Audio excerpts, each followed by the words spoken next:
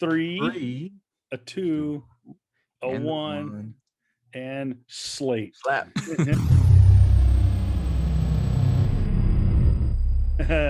How's everyone doing this fine Sunday evening? This is the PS Comics Podcast. PS Comics, I love you.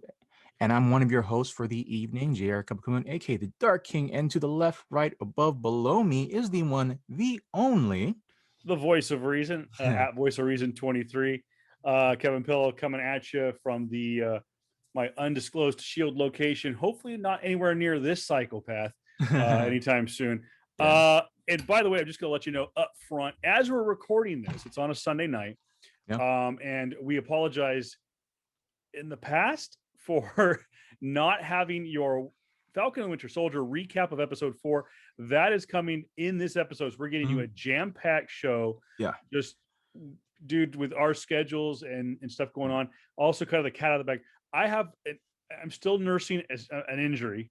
I have a pinched nerve in my shoulder, and it's now gone all the way down. I've got swollen, numb hands. I have seen a doctor. It's okay. Don't have to worry about me. Don't people are going to go like, hey, if you're, what are you worried? What are you doing? So, I was told to kind of like to keep the swelling down, ice my hands. Yeah. But it's just, I guess it's kind of the reaction to one, the medication I'm taking, and plus the pinched nerve. So, yeah, just if you see this mitten on my hand, that's what it is. It's an ice pack. The reason.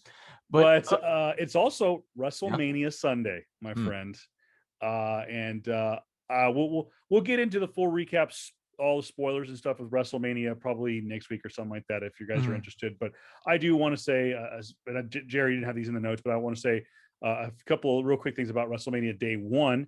First off, congratulations to all the Hall of Famers who made the WWE Hall of Fame for class of 2020 and 2021 that were inducted this past week, including some of our favorites, the NWO for life.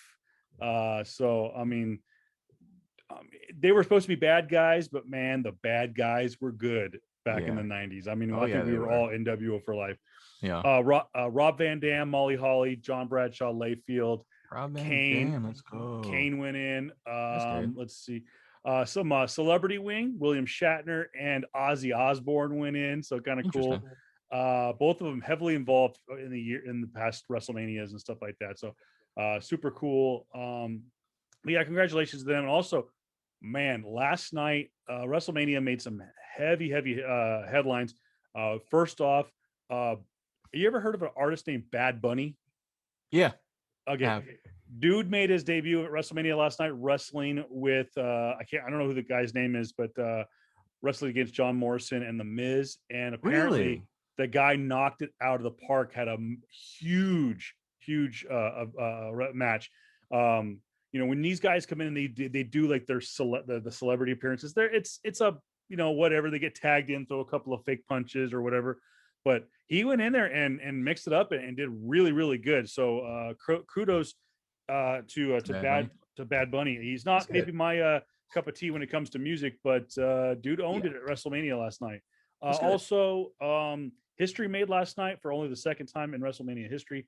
The women's title was on the line in the main event, and not just any women's match was in the main event. JR, in with everything that's gone on in recent memory, it kind of and it was actually kind of an afterthought. People went like, "Whoa, didn't think about that." No, last night the main event was wrestled by Bianca Belair from NXT and the SmackDown Women's Champion Sasha Banks.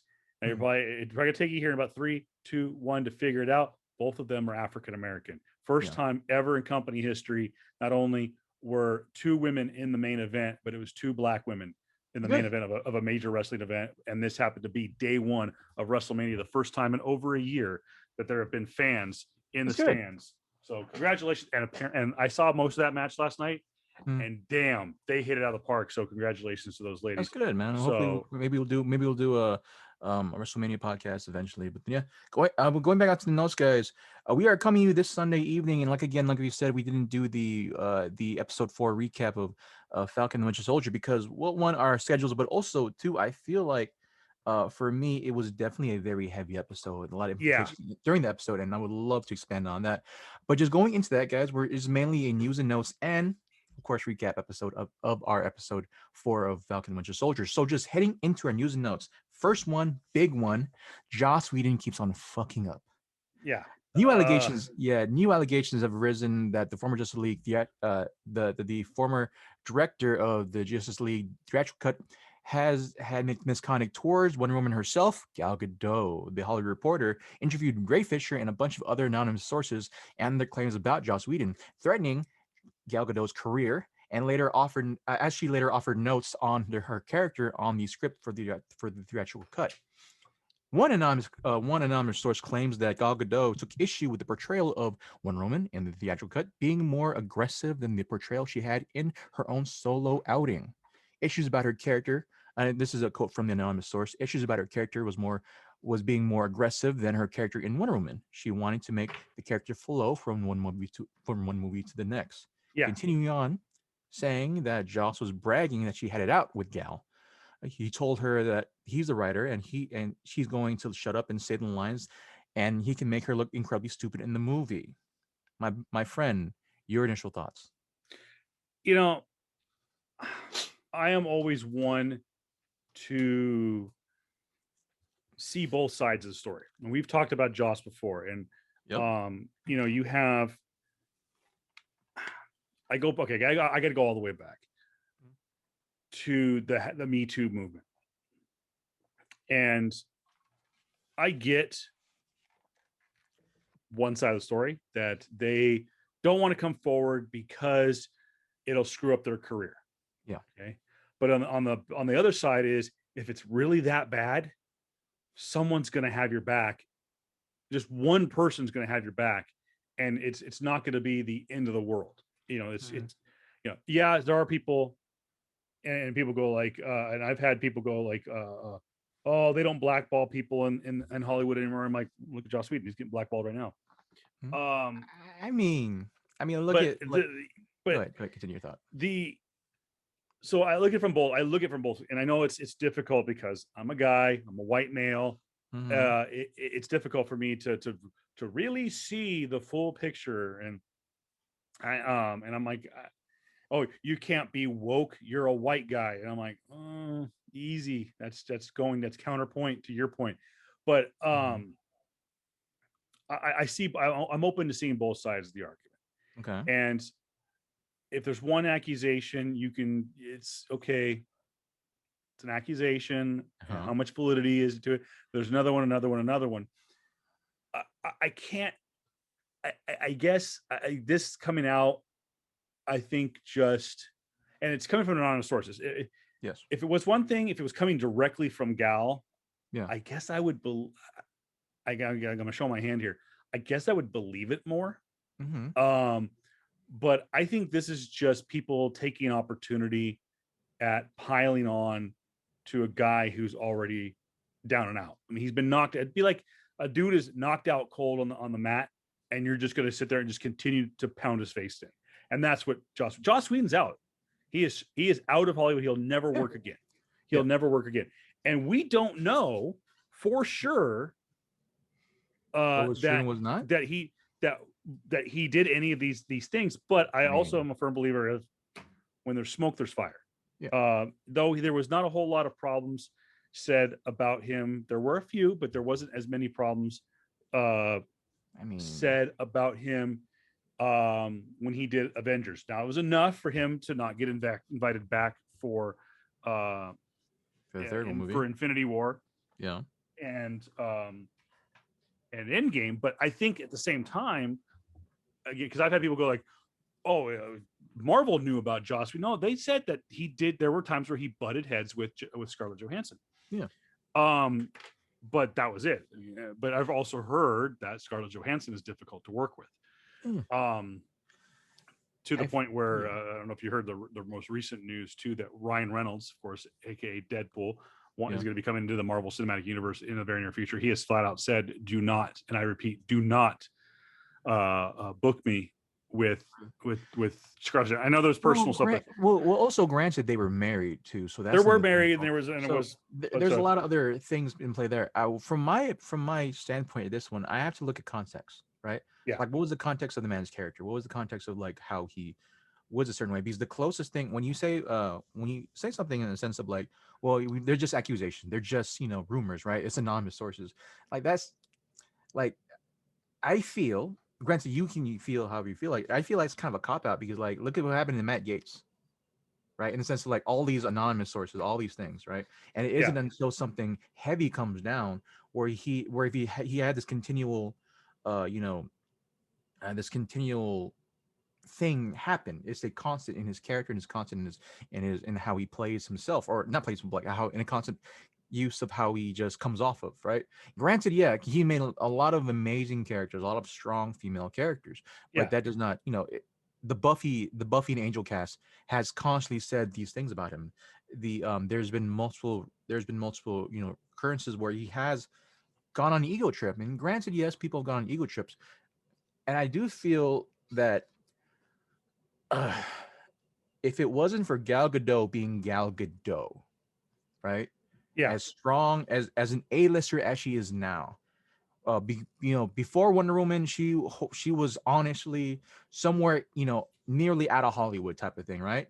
Yeah. Her biggest entry in any type of film was Fast and Furious, and even after that, she was still looked upon as a sex idol, right? Yeah. And then after that, she was like, I'm done, right? And then she comes in for Wonder Woman, and now she's this A-lister who is, who is headlining all these films. And granted, Josh would be the guy that says like, oh, I can make you look stupid, right? It's more so. It more so feels like one of those plays of like, okay, he's a guy on a power trip type of thing for me. He's been around for and I get it. I understand. You've been around the game for so long. You know the ins and out of how to make a movie or how to make Yeah. something marketable, and you got someone trying to tell you how to do your job, right? I get it. I understand, but that still doesn't absolve you from being a dick. Period. It No. doesn't absolve you. And just hearing the stuff about him per se is pretty fucking like, yo, bro, like I get there were years ago, man, but you don't understand that this shit comes back to bite you in the ass. These people that you're talking terrible with, they're still gonna be working in the industry. Yeah. Period. And like, yeah, sure, you can be a quote unquote, professional with a possible fucking creeper, who is told to not be in a room with a 16-year-old girl alone and all this other stuff. And though, even though those are rumors, yes, like when you have that constant, reputation about yourself, about being this person outside of the, behind the scenes, and then not only that, but throughout the years, more stuff more stuff has come about you and your attitude towards not just women, but men as well. Ray Fisher being one of them, and Ray Fisher sadly is one of those casualties where like, even though, yeah, you'll probably get jobs, but again, we've had this conversation, he won't get the desired jobs because one, being a black actress in Hollywood still is pretty fucking hard to get Yeah. a decent role, unless you're in a key, unless you're in a what's the name, Key and Peele, the one who made Get Out. Yeah. One of those movies, or possibly Yeah. even Ryan Coogler movies right now. But like there isn't any prominent roles for black actors, unless you're black actors and actresses, unless you're Michael B. Jordan at this point. Yeah. And so it's hard. I get Ray Fisher's standpoint. I'm like, yo, this is the guy who has been one of the quote unquote pillars of Hollywood, specifically the nerd side of Hollywood, where he could easily ruin my career because of me just speaking out like, hey, my character was actually much more handled well, and now you're giving me the shit on the stick. And so it doesn't surprise me that, yeah, he could have went at Gal because of just this thing. Granted, yes, these are accusations. We don't know if they're true or not, and they are from quote unquote anonymous sources. But like, I get it. I understand the whole thing of like, if you're caught snitching, you're caught snitching, and you're still trying to live in this. You're trying to still make a living in Hollywood. They'll look at you differently. So I get it. This is the reason why the Me Too movement was so needed, because that type of snitching involved, had quote unquote snitching involved, meant like freaking sexual assault. So Yeah. I get it. I understand power dynamics between the heads of Hollywood and actors, actresses beforehand. But it's just a shitty situation, man. And yeah, he's down, but at the same time, like, just because you're down doesn't necessarily absolve you from all the bad shit you've done. Like, Yeah. I could say the same thing about Matt Gates. Like, yeah, oh my god, he's out. He's probably be fucking cut, or he'll probably have some shit that said about him. But that doesn't like absolve the fact that it's a possibility that he's been with underage girls and paid for them and all this other shit, possibly allegations. But like, it's like, dude, this shit's being uncovered by you. Period. Like, get it. Like, it is what it is, bro. It's information age now. Like, it is what it is. But that's just my thoughts. No, and I guess to put a kind of a bow on it Mm-hmm. is, you gotta nip it in the bud. I mean, we did, and then I know we say that now. Yeah. In if retrospect. you, I've had bosses in the past that have been Major power trips. major power trips and whatnot, and it's you address it up front with him or her and figure out a way. I'm not saying that Joss is by any means absolved of anything he possibly could have done wrongdoing, but I've noticed over the years, having worked in retail, having worked period, that accusations of a tough boss can get blown out of proportion. Stuff can get it's like the phone game. It's like telephone. It's like, oh my gosh, he's a hard ass. He told me I suck at my job, and then by the time it ends up at the end of the telephone, it was him saying he was sucking something else. It's people hear what they want to hear. So it's really tough to if you're going to address the problem, be a man, be a woman, man up, woman up, and take care of your business. So this is advice. This is Kevin giving his advice corner here.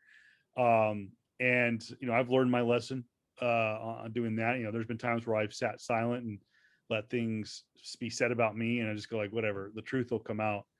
And I honestly think that there were unfair, untrue things said about me that have led to me not working in the radio or the television business right now.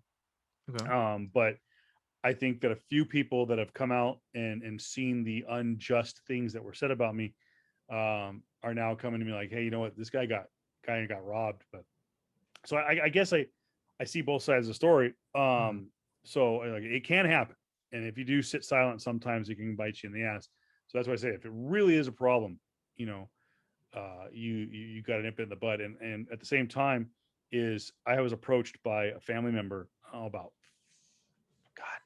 my daughter's 7, so I'd say about 4 or 5 years ago. And I had this family member approach me and said, I've got friends in Hollywood. I can make a couple of phone calls, get her an agent, and have her in commercials and have her on TV in the next few years. And who knows what the future may hold. And I go, no, not interested. He goes, no. Wait, for who? For you? For my daughter. No, for my daughter. For your daughter. Okay. And my daughter was like no more than about 2 years old at the time. Yeah. And I'm like, no, not interested. He goes, oh, but she wouldn't start working now. It'd be a few years down the road. I don't care. And it was prior to the Me Too movement. And I was like, I don't want her to be a part of that industry. When she gets older and she's an adult and she wants to make that decision, that's her call. Same with my son.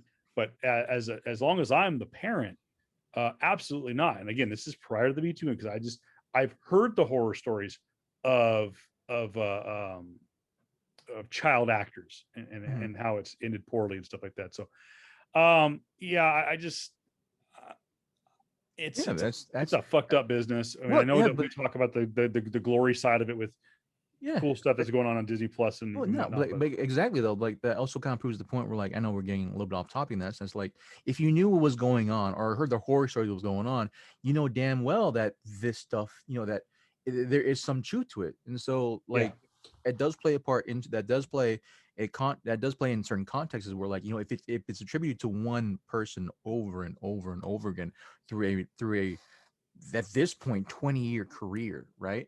Yeah. With Joss Whedon going from Buffy to now, like, it's it's not more so of a it's not more so of like a one-off occurrence, and more so of like a probability for me. Yeah. I'm like, if this is, if you've had these things said about you consistently over a multitude of years, then there should have been a red flag here somewhere.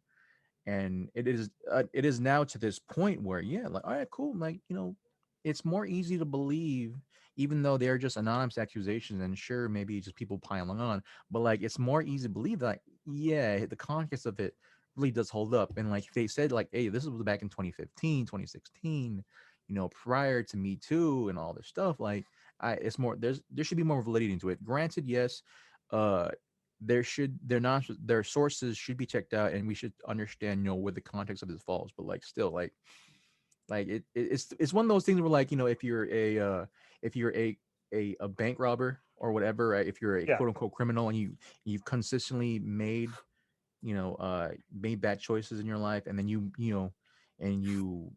do a crime again, right? Like, like, people will say, like, oh, you should give this person a chance. Well, like, but he's been accused of a crime again and has history of it. Yeah. And that's where I go Consistent with history him of is it. like, there were, you look at at what's his name? Gosh darn, from Pirates of the Caribbean. Oh, Johnny Depp. Johnny Depp. Mhm. Johnny Depp has these things said about him Yeah. during the Me Too movement, all of Mhm. the big rallies and crap. Absolutely. Is he 100% innocent? No. And so No. maybe this will put a big old freaking sinkhole Asterisk. in my argument, asterisk in Yeah. my argument. But Amber Heard comes out and makes a bunch of accusations about Johnny Depp that ends up being bullshit. Yep. But in the meantime, you have a lot of her friends Mhm. who are, quote, inspired Mhm. by her coming out and whatnot, and going, oh yeah, he did this, oh yeah, he did that, oh yeah, he did this, he did that, oh yeah, he did, I remember him doing this to me. And it's come out that that's bullshit too. Mhm. And it's like, so the problem I have with that is, you look at Joss Whedon again. Mhm. Track record proves that he's an asshole. Okay, him being an asshole, does that possibly inspire them to go like, well, he's difficult to work with, and they just kind of make up shit. Mhm. And I also too, with the Michelle Trachtenberg thing, you could be a perfect little angel with no accusations. Just, I mean, as they say, a white meat baby face. Mhm. You still have no business being in a room by yourself with a 16-year-old. So I don't care what Joss Whedon did or did not do, or what was accused of. Yeah, you're right. We should be alone in a room with a 16-year-old girl. What I'm saying. Like, yeah, but yeah. Well, just to kind of to put a bow on it, is he's done. They got what they wanted from him. If it did happen, I look at it this way. I'll end it on this. Yeah. It's the same thing with baseball. We're all baseball fans, or we're sports fans. Okay. I'm about to say baseball. Let's we'll use basketball for example, because we have common ground. Okay. Someone comes out tomorrow and says LeBron James does anabolic steroids. Mhm. Oh my God, it would put a gigantic asterisk on his career. Possibly. He could do one of two things. Mhm. He comes out and says, you know what? You're right. I did. I own it. I did. It was wrong. I cheated, by quote unquote, punish me as you will. Mhm. Or handles it. I mean, it comes clean in a different way. Or he does, if he's 100%, because what a lot of these guys do, they come out and say, no, I didn't do it. What are you talking about? I don't do steroids. I don't cheat. And then it comes out years later. Oh, you did. And now you look like a real dick. But there was a few years ago, there was a baseball player, and his name is Albert Pujols, plays for the Angels. Yeah. Mhm. And someone accused him of using anabolic steroids, cheating.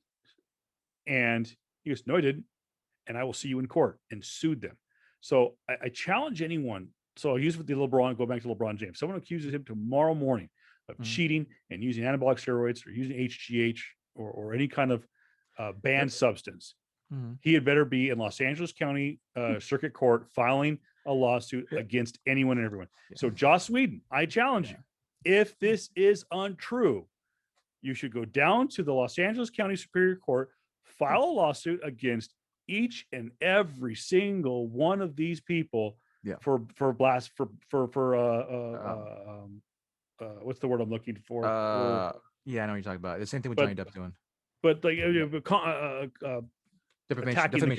defamation of character. Yeah. If not, at least come clean and tell your side of the story and say, you know what, hey, maybe I did these things, blah blah blah. Yeah. Because you could play both sides of the aisle and still come out clean. And he's just adamantly denying it. Yeah. But anyways, that's what I would say needs to be happen. Yeah, even though you ended on that note, I will say just the LeBron statement, and we should have stayed on baseball because with the NBA, what they do differently is that they constantly blood test, right? They constantly do tests. Oh, yeah. They constantly do it. So like, constantly blood test with baseball too. So. Yeah, DARPA has definitely shown up to LeBron's houses multiple times and say, "Hey, pee in this freaking cup now." And so when I remember this me being Laker fan, I remember when Danny Green was still in Lakers last year. He made this dunk, right? This putback dunk out of nowhere. He goes, "Oh," and people were like, "Oh, that's freaking awesome. That's sweet." Literally the next day, DARPA came to his house and said, "Hey, pee this cup." That was a little. You're 33 years old. You should not be jumping like that. So, but moving on, guys, to the next news. Big news concerning Marvel Comics on the comic end. Didn't see this coming. This is news to me too. Yeah, this is crazy. This just happened recently. They are once again ending their relationship with Diamond Distributors. Yes, they too will move away from the distribution giant and actually have inked a deal with Penguin Random House publisher back on March 25th. They let news go sometime this week after all the nitty-gritty has been ironed out, and they too will be leaving Diamond Distribution.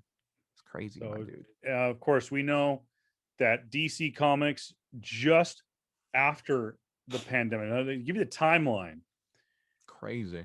Last year, about this time, oh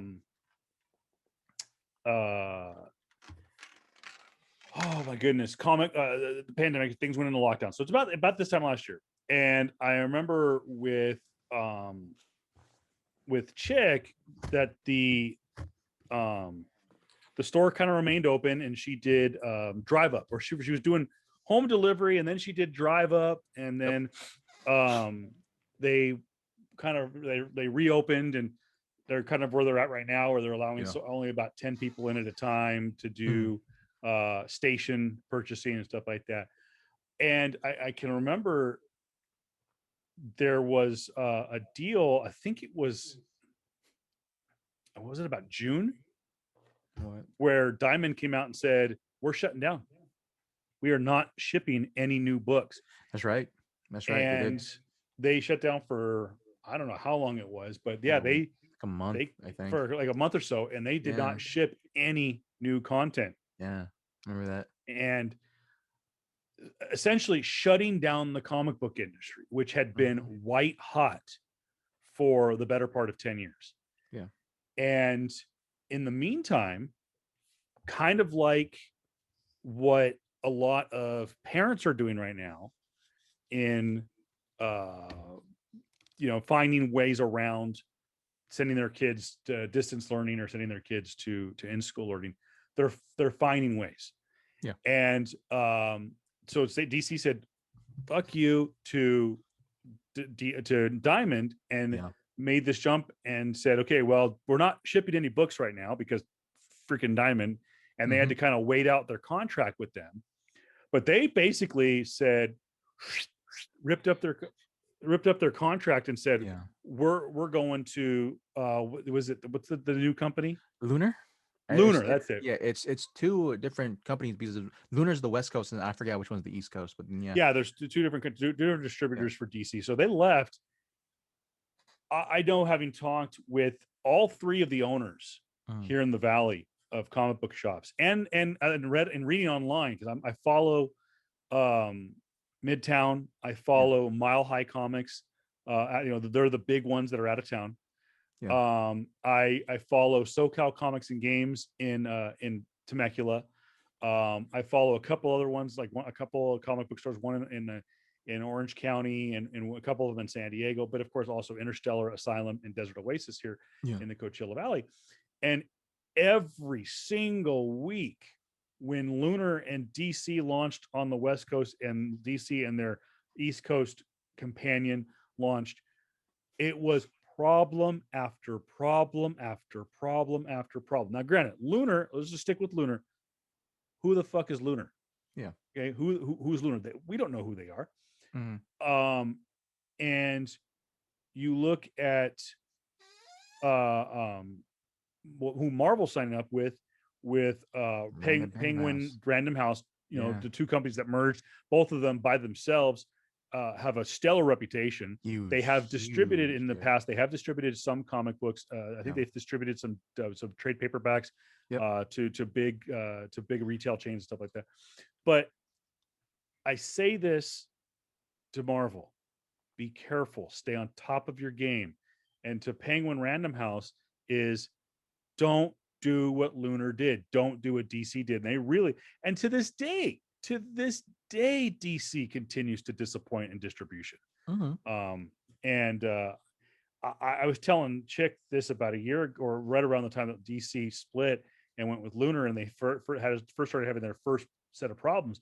Was, why don't they? I mean, I understand why they do it, so they don't have to worry about distributing their own shit. Why don't they just go back to distributing their own shit? I mean, printing and distributing is a huge cost. Yeah, I get it. Absolutely. But it's it's good. I bet you get to that point. I mean, I feel that also. I would think. I don't think they make. Well, I can't say that. They do make gangbusters off of comics, but I feel that would definitely offset the cost. Where if they wouldn't, do it in house. Granted, like if they do it now and maybe in 3-4 years time, possibly, but that would probably have been a good estimation. But like during a literal pandemic, I don't think that would have been the right cause. And granted, looking back now in retrospect, you have DC Comics. And this might have been one of the things where definitely they wanted to break away from Diamond, where like, okay, you're not shipping our books out for a possible month and a half, or 2 months, right? That's possible thousands, if not hundreds of $1,000s just gone, because Batman's a big thing, Superman's a big thing at the time. They had a bunch of number ones coming out, and that was a bunch of revenue gone, right, for them. And that could have been one of the backbreakers, like all right, no, you guys didn't fulfill your end, so we're gonna go elsewhere. And Lunar, thinking back at it now, and as well as putting things in retrospect, where with Marvel, right, the DC making DC's decision to possibly leave, and granted, it was with a not really a big company like Lunar Distributions. I feel that we definitely gotta wait this out and maybe a couple more years, right? Because Lunar Distribution definitely didn't know what the hell they were signing up for, understandably so. But first year, second year now, see how this goes. And hopefully at this point there's a lot more streamlined. Granted, it's a pain in the ass for comic book shops, because they've been so used to just the normal ways of the last 20 years. And of course there's somewhere in there there's a federal somewhere in there there's not communist, but what's the word I'm looking for? Like a Marxist line, where well, this is what happens when you have all your things go to one thing, right? Them going elsewhere, that's actually better capitalism.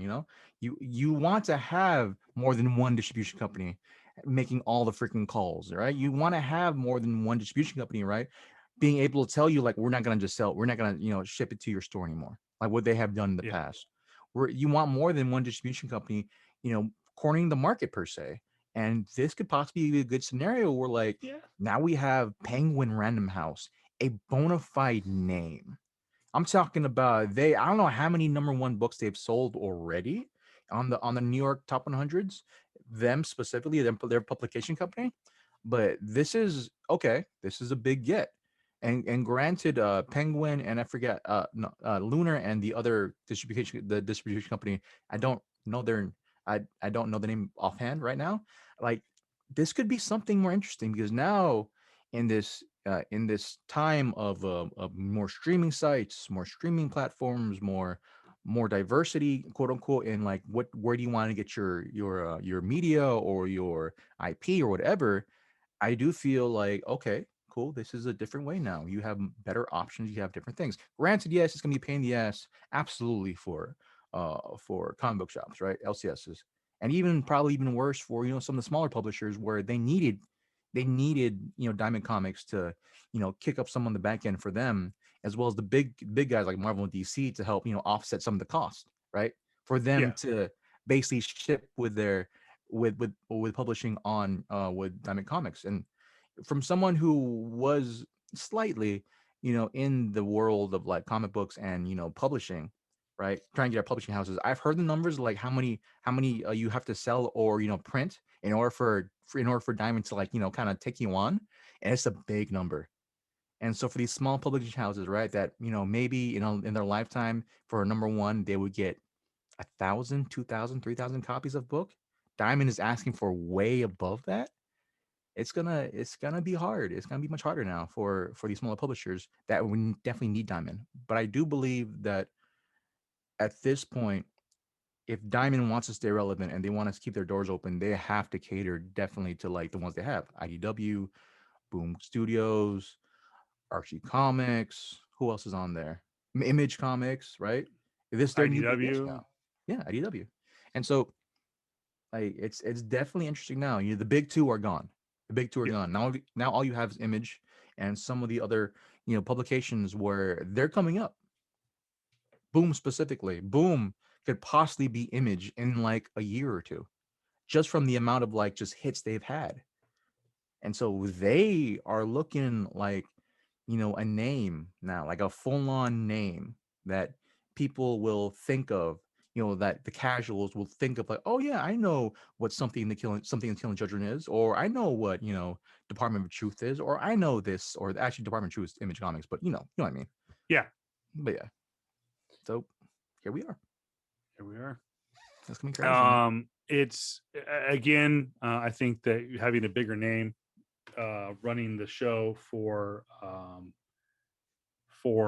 Marvel, distributing Marvel in the form of Random House, I think you'll Yeah. be in better shape. Mhm. But Absolutely. again, you now have someone who hasn't been distributing comics for the last so many years, Yeah. distributing comics. So like, again, you're bringing someone new to the game, Uh-huh. and let's hope that they don't screw it up, because all it's going to take is just one domino for it to Yeah. get knocked down. So They do. uh It starts in October. I know that they yeah, so start they in got plenty of October. time. Yeah, they got plenty of time to figure out the logistics for it. But like, yeah, Penguin Random House is a big company, and they should get their ducks in a row. And yeah, they like I said before, they have sold trade paperbacks of like IDW books, Image books, DC, Dark Horse, and all that stuff before. So here's hoping their first foray into comics. It's something. Maybe you'll other publishers will look on and say, you know what, that might be a good idea to kind of like branch out, because I don't think they can print 10,000 comics to get the number one out Yeah. for freaking for Diamond Comics anymore, so, or Diamond Publications. So yeah, it's crazy, man. Oh, I'm looking. There's a bunch of toy leaks for Hmm. Shang-Chi and the Hmm. Legend of the Ten Rings, but we'll Mm. talk about that at another time. It's kind of looking through the Yeah. news of the day, but a lot of stuff has come out over the last couple of weeks since the last time we did a full-fledged show.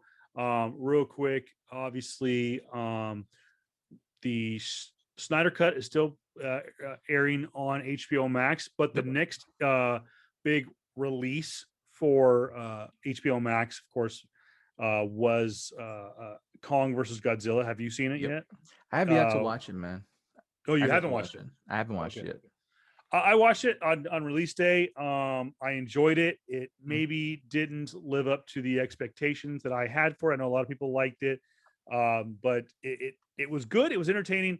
It fell short of my expectations. So we'll go that direction. We'll go a different direction and talk about it more down the road, because it is still in theaters. It is still on HBO Max. Cool. The next by the way, the next big release for HBO Max, who of course Warner Brothers, the sister company or the parent company of HBO Max, stated early or late last year that their entire 2021 theatrical slate would get a release day debut on the streaming service of HBO Max, which started with Wonder Woman 84 on Christmas Day. It got a minimal release on Christmas Day in theaters. Obviously, we got to see it on HBO Max. And of course, it followed up with that new, I think it was a Denzel Washington movie in January, Tom and Jerry in February. Last month, we had the Snyder Cut. And this month, we will have Godzilla versus Kong. And of course, at the end of this month, we will have the new Mortal Kombat. So I know a lot of people are looking forward to that. It's a little bit more brutal than the one we saw back in the 90s. So we'll see. It's gonna be brutal. That's the only way you can describe it. So that's what's going on. And of course, we saw over the last couple of weeks, we saw some new trailers, including the Suicide Squad Red Band trailer, which we talked about a couple of weeks ago. Then we saw a theatrical release. What? A theatrical trailer? What? AKA the PG version. It was the PG version that came out with Godzilla versus Kong last Friday. And that just kind of let off a bunch of trailers. We have Those Who Wish Me Dead. Let's see. We saw Without Remorse, Jupiter Legacy, Batman: The Long Halloween Part 1, Cruella, Space Jam, and Black Widow, as well as the new Loki series. So let's start at the top. I didn't see some of these, but let's go with Those Who Wish Me Dead. This is going to star Angelina Jolie and John Bernthal. It's based on a Michael Corita book. It will release on HBO Max. It is the May release for HBO Max on May 14th. I'll have to check that trailer out. And maybe we'll put some of these trailers on our Facebook page, facebook.com/PS Comics I Love You. Without Remorse, starring Michael B. Jordan, based on the Tom Clancy. Ooh, got my attention. Tom Clancy book. And it'll be released on Amazon Prime on April 30th this month, man. That looks good. Granted, it's Michael B. Jordan, so like it's another action film with Tom Clancy. That's another action film with Michael B. Jordan. Like he looks. Some people are saying that's the Killmonger prequel. I'm like, okay, that sounds about right. Okay, I'm okay with that. Yeah, I'm cool with that.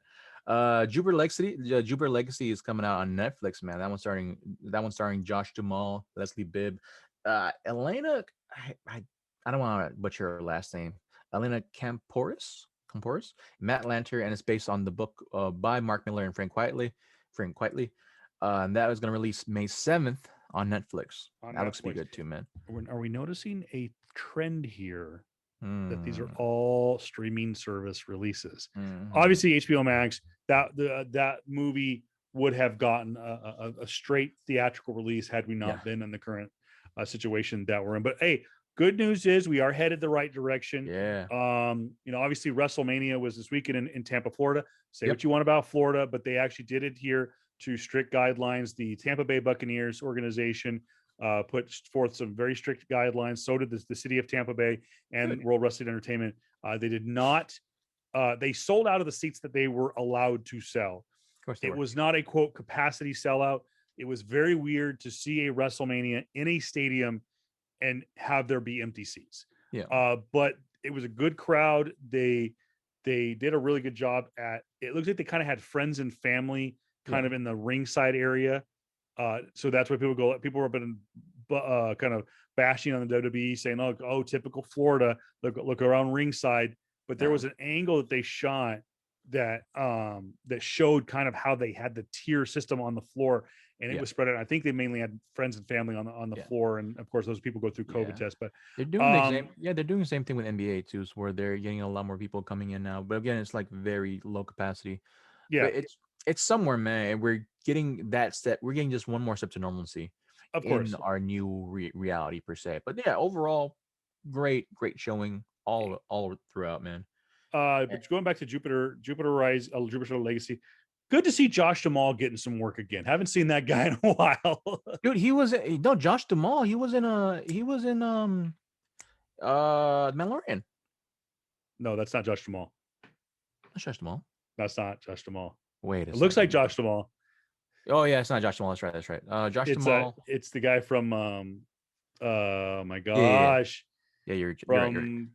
From that TV show that he did. Anyways, Jared's probably gonna look it up. Yeah, yeah, But that was like a pretty yeah. decent little cast. And of course, you have Mark Millar, of course. Mark Millar's That's right. famous Yeah, for doing. this is the guy who was He married to kind of looks Fergie like for a him. minute. He kind of looks like him. He does. Frank Millar, of course, you know him from Hit Girl and Kick Ass. I'm not familiar with Frank Quietly, but hey, I'll have to check out the trailer for that one. I had heard some good things about Jupiter Legacy on social media. Yeah. Batman: The Long Halloween Part 1, starring Jensen Ackles, man, my guy. He'll be playing Batman and Bruce Wayne. Yep. Josh Jamal. Josh Jamal again. And Billy Burke, based on the renowned comic book series by Jeff Loeb, as opposed to the guy that JR got confused with Jeff Loeb. I absolutely apologize, Jeff Loeb. I absolutely apologize. I'm so freaking sorry. Wrong guy. Jeff Loeb. I apologize, my good sir. I absolutely freaking apologize. I'm not gonna live that down. Now, this should be noted is Warner Brothers Animation, especially with DC properties, has been home run, one after another. And to the point where they get top billing on preview night, actually not preview night, on, I think it's Friday night in Ballroom 20, where I usually work at Comic-Con. They show the huge release, whatever movie's coming out that summer or in the fall, it gets a premiere at Comic-Con. And unfortunately, that's looking at the date, it says June 22nd. I would imagine that had Comic-Con been taking place this year, that date probably would get moved to July 22nd or possibly even into August. But they needed to fill a date in June, and so we're going to see it come out on Blu-ray at HBO Max on June 22nd. It is rumored that this series, written by Jeff Loeb, the good writer at DC. Not Jeff Johns. Well, Jeff Johns is a good writer too, but he was been seen as a dick. But yeah, okay. Anyway, yeah. Anyways, Jeff Loeb, who is a fantastic writer, did a lot of the Batman versus Superman angles in DC, of course. I believe he also had a great run at Marvel. He also was the head of Marvel Television. Yeah. But JR, you tell me that rumor has it that Long Halloween is rumored to be the theme of the Batman, which of course is the Robert Pattinson movie that's coming out sometime next year. So this is different territory for DC. If that be the case, if this ends up being the case, that the animated feature that's going to come out this summer is going to be the same theme as their big blockbuster that's expected to come out sometime next year, this is an unprecedented territory where DC is essentially going to give away their story in animated form, but they're going to give away their big movie before the bigger movie comes out. The rumors per se was that, one, of course, it was supposed to be a combination of like, this huge amalgamation of like, okay, we get Batman year 1 or year 2 or 3, looking from a Robert Pattinson's version, as well as, setting up newer and, long-standing characters from, Batman's rogues gallery, right? Yeah.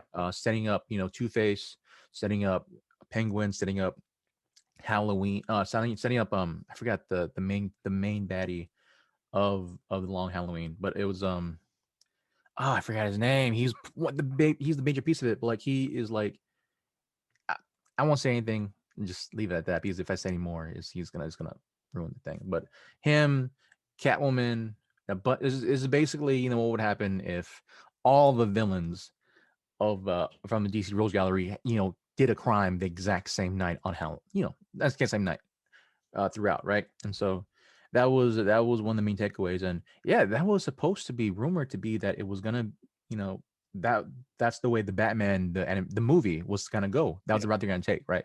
Some weird amalgamation of, again, DC year 1 Batman and Long Halloween. And I thought that was a great idea, but now we have this news of like, okay, we have Jensen Ackles now being Batman, being this, and then it's part one. Granted, I don't know how to feel about it. I mean, at this point where DC's going with their newer slate of movies, I'm giving them a pass whatsoever.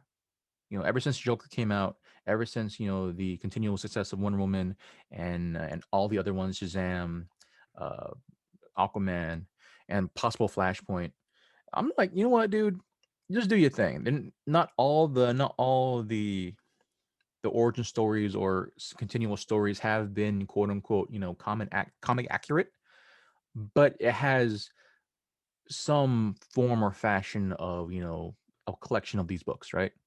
Yeah. Right. So I think the most random one was probably Aquaman, but like Wonder Woman, pretty close. Not pretty close, but like a combination of like origin story, and as well as when she first met Trevor, or what's the name? Steve. When she first met Steve. To do, was it? I thought they did World War II, not World War One, but yeah. It was World War One. Yeah. And so was that one, as well as Shazam. Shazam was a different one. That was his own kind of origin story. Even though it have hints of the older origin story, but like kid grew up in an orphanage, and so they're kind of winging it per se and having some level of backstory from the books. But at this point, man, y'all did the Joker. I'm okay with whatever the hell y'all do. Yeah. I'm at this point where like, okay, they okayed Warner Bros. Got some, grew some balls and said, you know what, here, do whatever you need to do, and they made Joker. So now Batman looking darker, looking gritty. Got our sparkly vampire boy to be back in his brooding self. Fine, do what you need to do. I like seeing a darker Batman, and yeah. But then overall, going back on to Long Halloween, I just love the fact that Jensen Ackles is back. I loved him in Under the Red Hood. I felt like he was the best interpretation of the Red Hood character. And yeah, I cannot wait. For this specific one. This one does come out June 22nd. On both. I might actually get my wife to watch a Batman cartoon. She's a big fan of the show Supernatural. Dude. So it'll be maybe I can twist her arm. Bro, I'm telling you, watch Under the Red Hood with her. Yeah, that is the best for me. My favorite DC movie, Under the Red Hood, with Jensen Ackles. I'm telling you. The other trailers that came out, I have not seen this yet, is Cruella, starring Emma Stone and Emma Thompson. Yep. Releases in theaters and on Disney Plus premiere on May 28th. Mm-hmm. Of course, that premiere access is $29.99 on top of your crazy Disney Plus subscription. Like $14 now. What is it? It's like $14 now, right? For Disney Plus. They added like $2 more. No, it went up $1. It went up $1. All I know is I'm paying less than that because I signed up for like 3 years. But that 3 years might be coming up, I think, next year. You want coming up? Go ahead. Cruella. I mean, I haven't seen the trailer for it. I've seen some of the promo art for Cruella, and super stylized. I will say that. Yeah. I did watch. This is the second trailer that came out, and yeah, it's they're definitely going like, okay, there's no good people. There's no quote unquote the good guy in this movie. It's just more so the main character. Yeah. And the foil to the main character. And so, yeah, it's definitely, I feel like Emma Stone was the right pick. That's me. I felt like she was the right pick for this. So definitely really good. And of course, this is, I think it's before she got pregnant or gave birth to her first child. Which Emma Stone was pregnant? Yeah, man. She's married and she has one child now. Good for her. Yeah. So I know, right? Like I still think she's like, that same, 17, 18-year-old girl in what's called the grade something with like, it was basically the new age interpretation of the Scarlet Letter.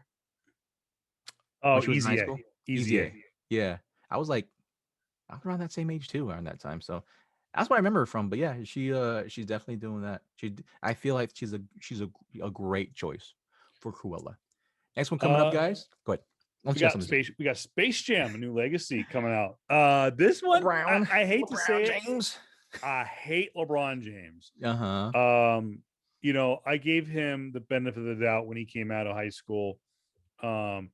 And he came out unselfishly as a pro.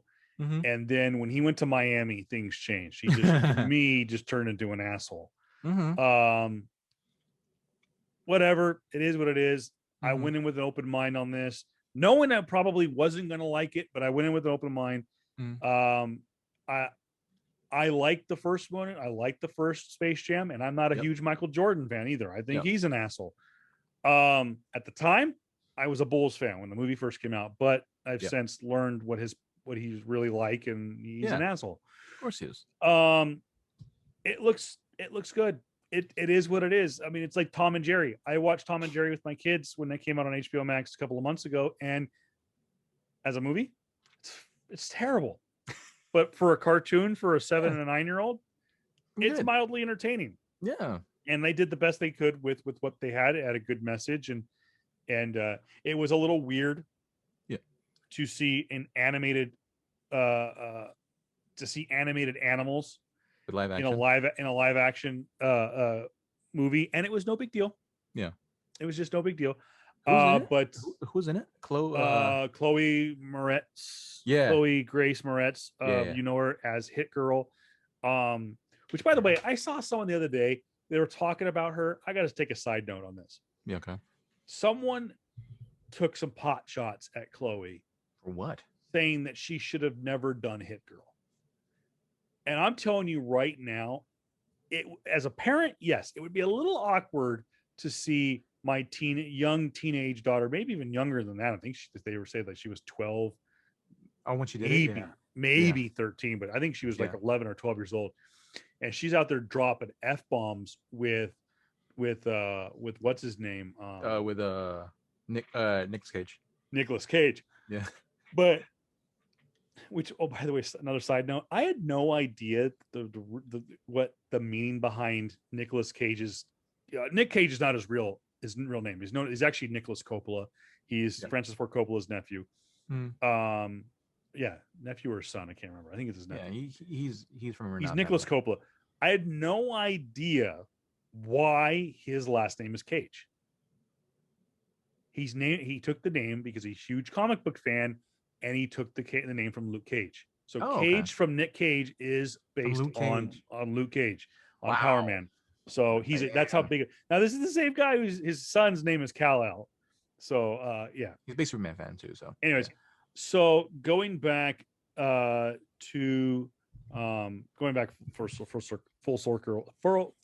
circle. We're talking about Chloe Moretz. Someone took pop shots at her, saying that she was too young to have played the role, that it took them out of the movie, and shame on the producer.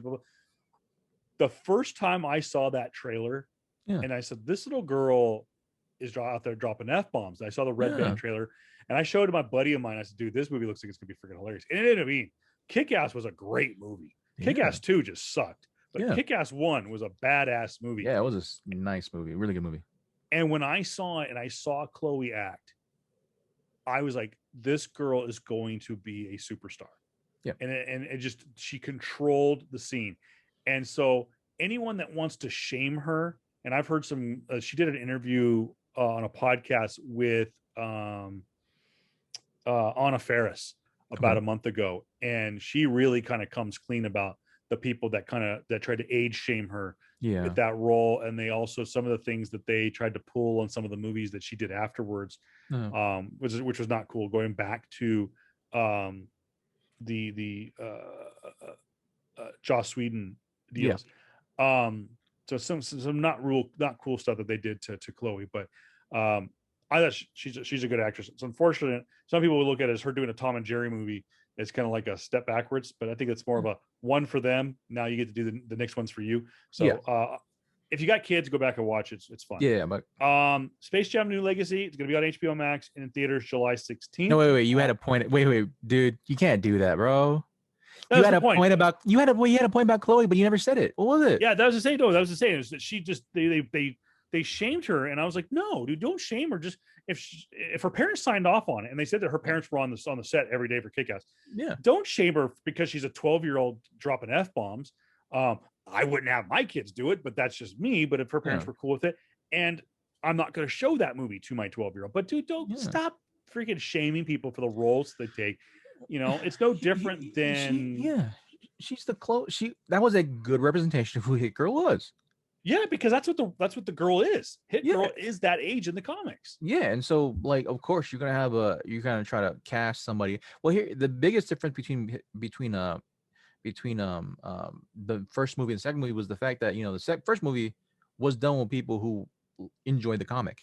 Second movie was like, oh, just fucking rush it in and do whatever, right? And people tend to forget that it was because of the success of the first one and the possibility of the second one that we've had Hit Girl Part 2 come out.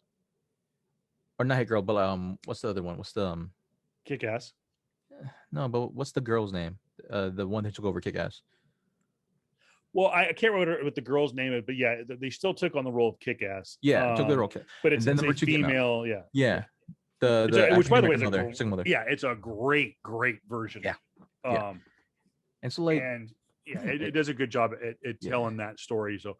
Yeah. Again, go back if you want to see Chloe at her best. I really think that you should go back and watch Kick-Ass. It's a good movie. Grace, she's awesome. I hope she gets more roles. Yeah, the shit that has been put on that's been put on her plate specifically with like she too, of course, being a child star and coming up in Hollywood and all the shady shit that's you've been wanting to say to her and thankfully so her parents and her older brother's like, nope, the hell are you talking about? So that's good. I hope she gets more roles. I hope they say that she might be coming to Marvel to possibly be a role. So that's a good thing too. I would love to see Chloe Grace and my girl Haley Steinfeld be in some type of like small screen or even big screen type of thing. And that'd be cool to see. Huh? Squirrel Girl? I don't know. I don't think she's Squirrel Girl. I think she might be. I wouldn't. Here's the thing. I wouldn't mind your girl. I was just gonna say the same thing. Have her play Gwenpool. That's what I'm saying. I wouldn't mind that. I wouldn't mind that at all. Chloe as Gwenpool would be fantastic. That'd be great. She'd be super meta. She'd be so super meta, bro. I wouldn't mind that. Because I'm holding out for two girls to play Squirrel Girl. Who? Number one is what's her name from Pitch Perfect? Anna Kendrick? Anna Kendrick, but of course her brother famously made the fan art. If you've seen it, if you just Google Anna Faris Squirrel Girl, someone did a fan art of her CGI'd or photoshopped into a Squirrel Girl outfit. That was actually her brother did it and actually set the internet on fire that she was going to get cast as a role. The other one is the AT&T girl. I think it's Lily. I don't know what her real name is. Miliana Van Trub. Yeah, she's the voice of Squirrel Girl in the animated Uprising, Marvel Uprising. The other thing too is she actually was supposed to play the real Squirrel Girl in a live action show a few years ago. It was going to be it was going to be a sitcom style show for NBC, I think it was, or something. I don't know, it was something else. But yeah, there was supposed to be a TV show. The New Warriors. Okay, yeah. And it was good, and she was going to play Squirrel Girl live action, but it got canned. They just never. But there is a pilot. Oh, actually, I think they may have shot an entire season actually, but it just never made air. So there is some long lost footage that maybe coming to Disney Plus. Yeah, hopefully, eventually one day. But yeah, dude, Chloe as Gwenpool would be fantastic. Good. That'd be nice, dude. So, just also continuing on this Marvel Fest, guys. Another. Which, by the way, but real quick though, I hate LeBron. I was not looking forward to Space Jam. The movie actually looks really good, and I'm looking forward to Fluffy being Speedy Gonzalez. I'm glad that they did not cancel Speedy Gonzalez. They canceled Pepe Le Pew, but they didn't cancel Speedy Gonzalez. And they have Fluffy. They have Gabriel Iglesias. Okay, let's talk about this one at least, right? He was in the movie. He was in the movie. Wait, here's the thing. Here's the thing with the quote unquote canceled, right? I've heard what happened, right? Originally, because they switched directors, and so the first director had this whole scene with LeBron and Pepe Le Pew and another, I think a female waitress, right? about Pepe Le Pew being kind of rapey, like he usually is. And Yeah, but I'm not gonna. the older version of us say that no, he's just very persevering. It's kind of fucking rapey, but like he does it to a waitress, right? And then and the waitress slaps him in the face. They had this little small laugh, and LeBron's like, dude, come on, consent, right? They cancel that. They cut that scene out, right? The new director, because like one, he said like, dude, it serves nothing to the plot. And people got pissed off about that, right? Like, whoa, Yeah, you're canceling Pepe Le Pew. You can't, like, bro, no, they it took was. out a scene which Yeah, had a woke scene, right? Like the and quote unquote. yeah, Like, but it's they came out and said they canceled him because of the way he was, and now they're talking about like they're going to go problematic. through and they're going to edit Yeah. him out of the cartoons that they put on Oh, HBO Max, and I it's like when mean, you have to that's called rewriting history, eh, and that nothing good comes of that. So yeah, uh yeah. I can't even call it like rewriting history. It's just a cartoon. Like, I know, just leave it alone. Just let people that are okay with it watch it. guess. If you're going to put a warning before Peter Pan on Disney Plus and take it out of the kids section, Come on, no, leave. no, that's a step too far. That's They did it. that's They did it. overreach. For what though? They took Dumbo, Peter Yeah. Pan, and I want to say Sleeping Beauty out of the kids. So if you have a kids profile, if you set up a kids profile on Disney Plus, those movies are not available to be watched on the kids profile. You have to go to an adult profile to watch it. And it starts off with a warning saying that you're going to get triggered by this movie. No. Now, going with what it is, the Sleeping Beauty, of course, is of course you have a prince consent, blah, kissing blah, blah. a knocked out princess. Yeah. Dumbo, there is the quote crow scene, which they're portrayed as African American. They're talking jive and stuff like that. The other, and then Peter Pan is the whole Indian scene with Tiger Lily and what makes the red man red, that whole scene. Oh, that shit, yeah. So it's like, but I remember I went back and I watched Peter Pan. I think maybe about 6 or 8 months ago. And again, I guess I don't get it because I'm a white male. There were times where I was like, as an adult, as a 39-year-old adult, I go, maybe that's not cool. But my kids did. It's not like my kids were jumping up and reenacting or something like that. They just saw as part of the movie and telling the story. And it maybe, yes, it was stereotypical, iconic, whatever, artwork or depiction.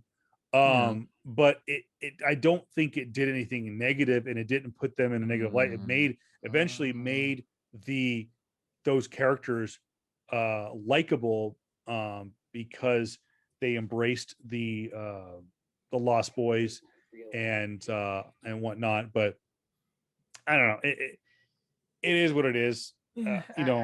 I get it. I understand that point. It's just more so like I understand why Disney's not doing it, because they don't want to lead up to like the shit that was rampant on like Vine, where I forgot the actual terminology of when like people do blackface, or they have these like huck and jive and all that bullshit, and they perpetuate it to a younger audience. And like I get where they're going, because they see now what's happening with Disney in particular. They see now what happened with Vine, right? Where you have a lot of these creators, when a lot of them are black too, perpetuating these stereotypes of black boys don't have fathers. They single fathers or single mothers, right? They they perpetuate all these horrible stereotypes. They like to eat fried chicken and watermelon, all that bullshit, right? And you have these creators do that constantly, right? And then you have it to a young audience, a young, mainly white audience. And then now these kids who grew up with that shit are on TikTok saying racist fucking horrible shit on TikTok. But they say, well, we grew up on this. King Bach did it, so we're fine, right? That should give us a pass. Like, nah, motherfucker, that's racist as fuck. So I understand why Disney's doing it. Granted, of course, some people will not look at it that way, and people are saying, oh, you're too soft or whatever. Like, but bro, it's if we had discussion about like, all right, cool, if the African American slaves of that time, Yeah. got up and rose against their masters and killed them, or had uprisings, right, and had them on a quote unquote burning them in the pyre, that would definitely spark up some freaking, that would ruffle some feathers, like, oh, I don't want to see that shit. I'm like, bro, it's the same freaking ideal.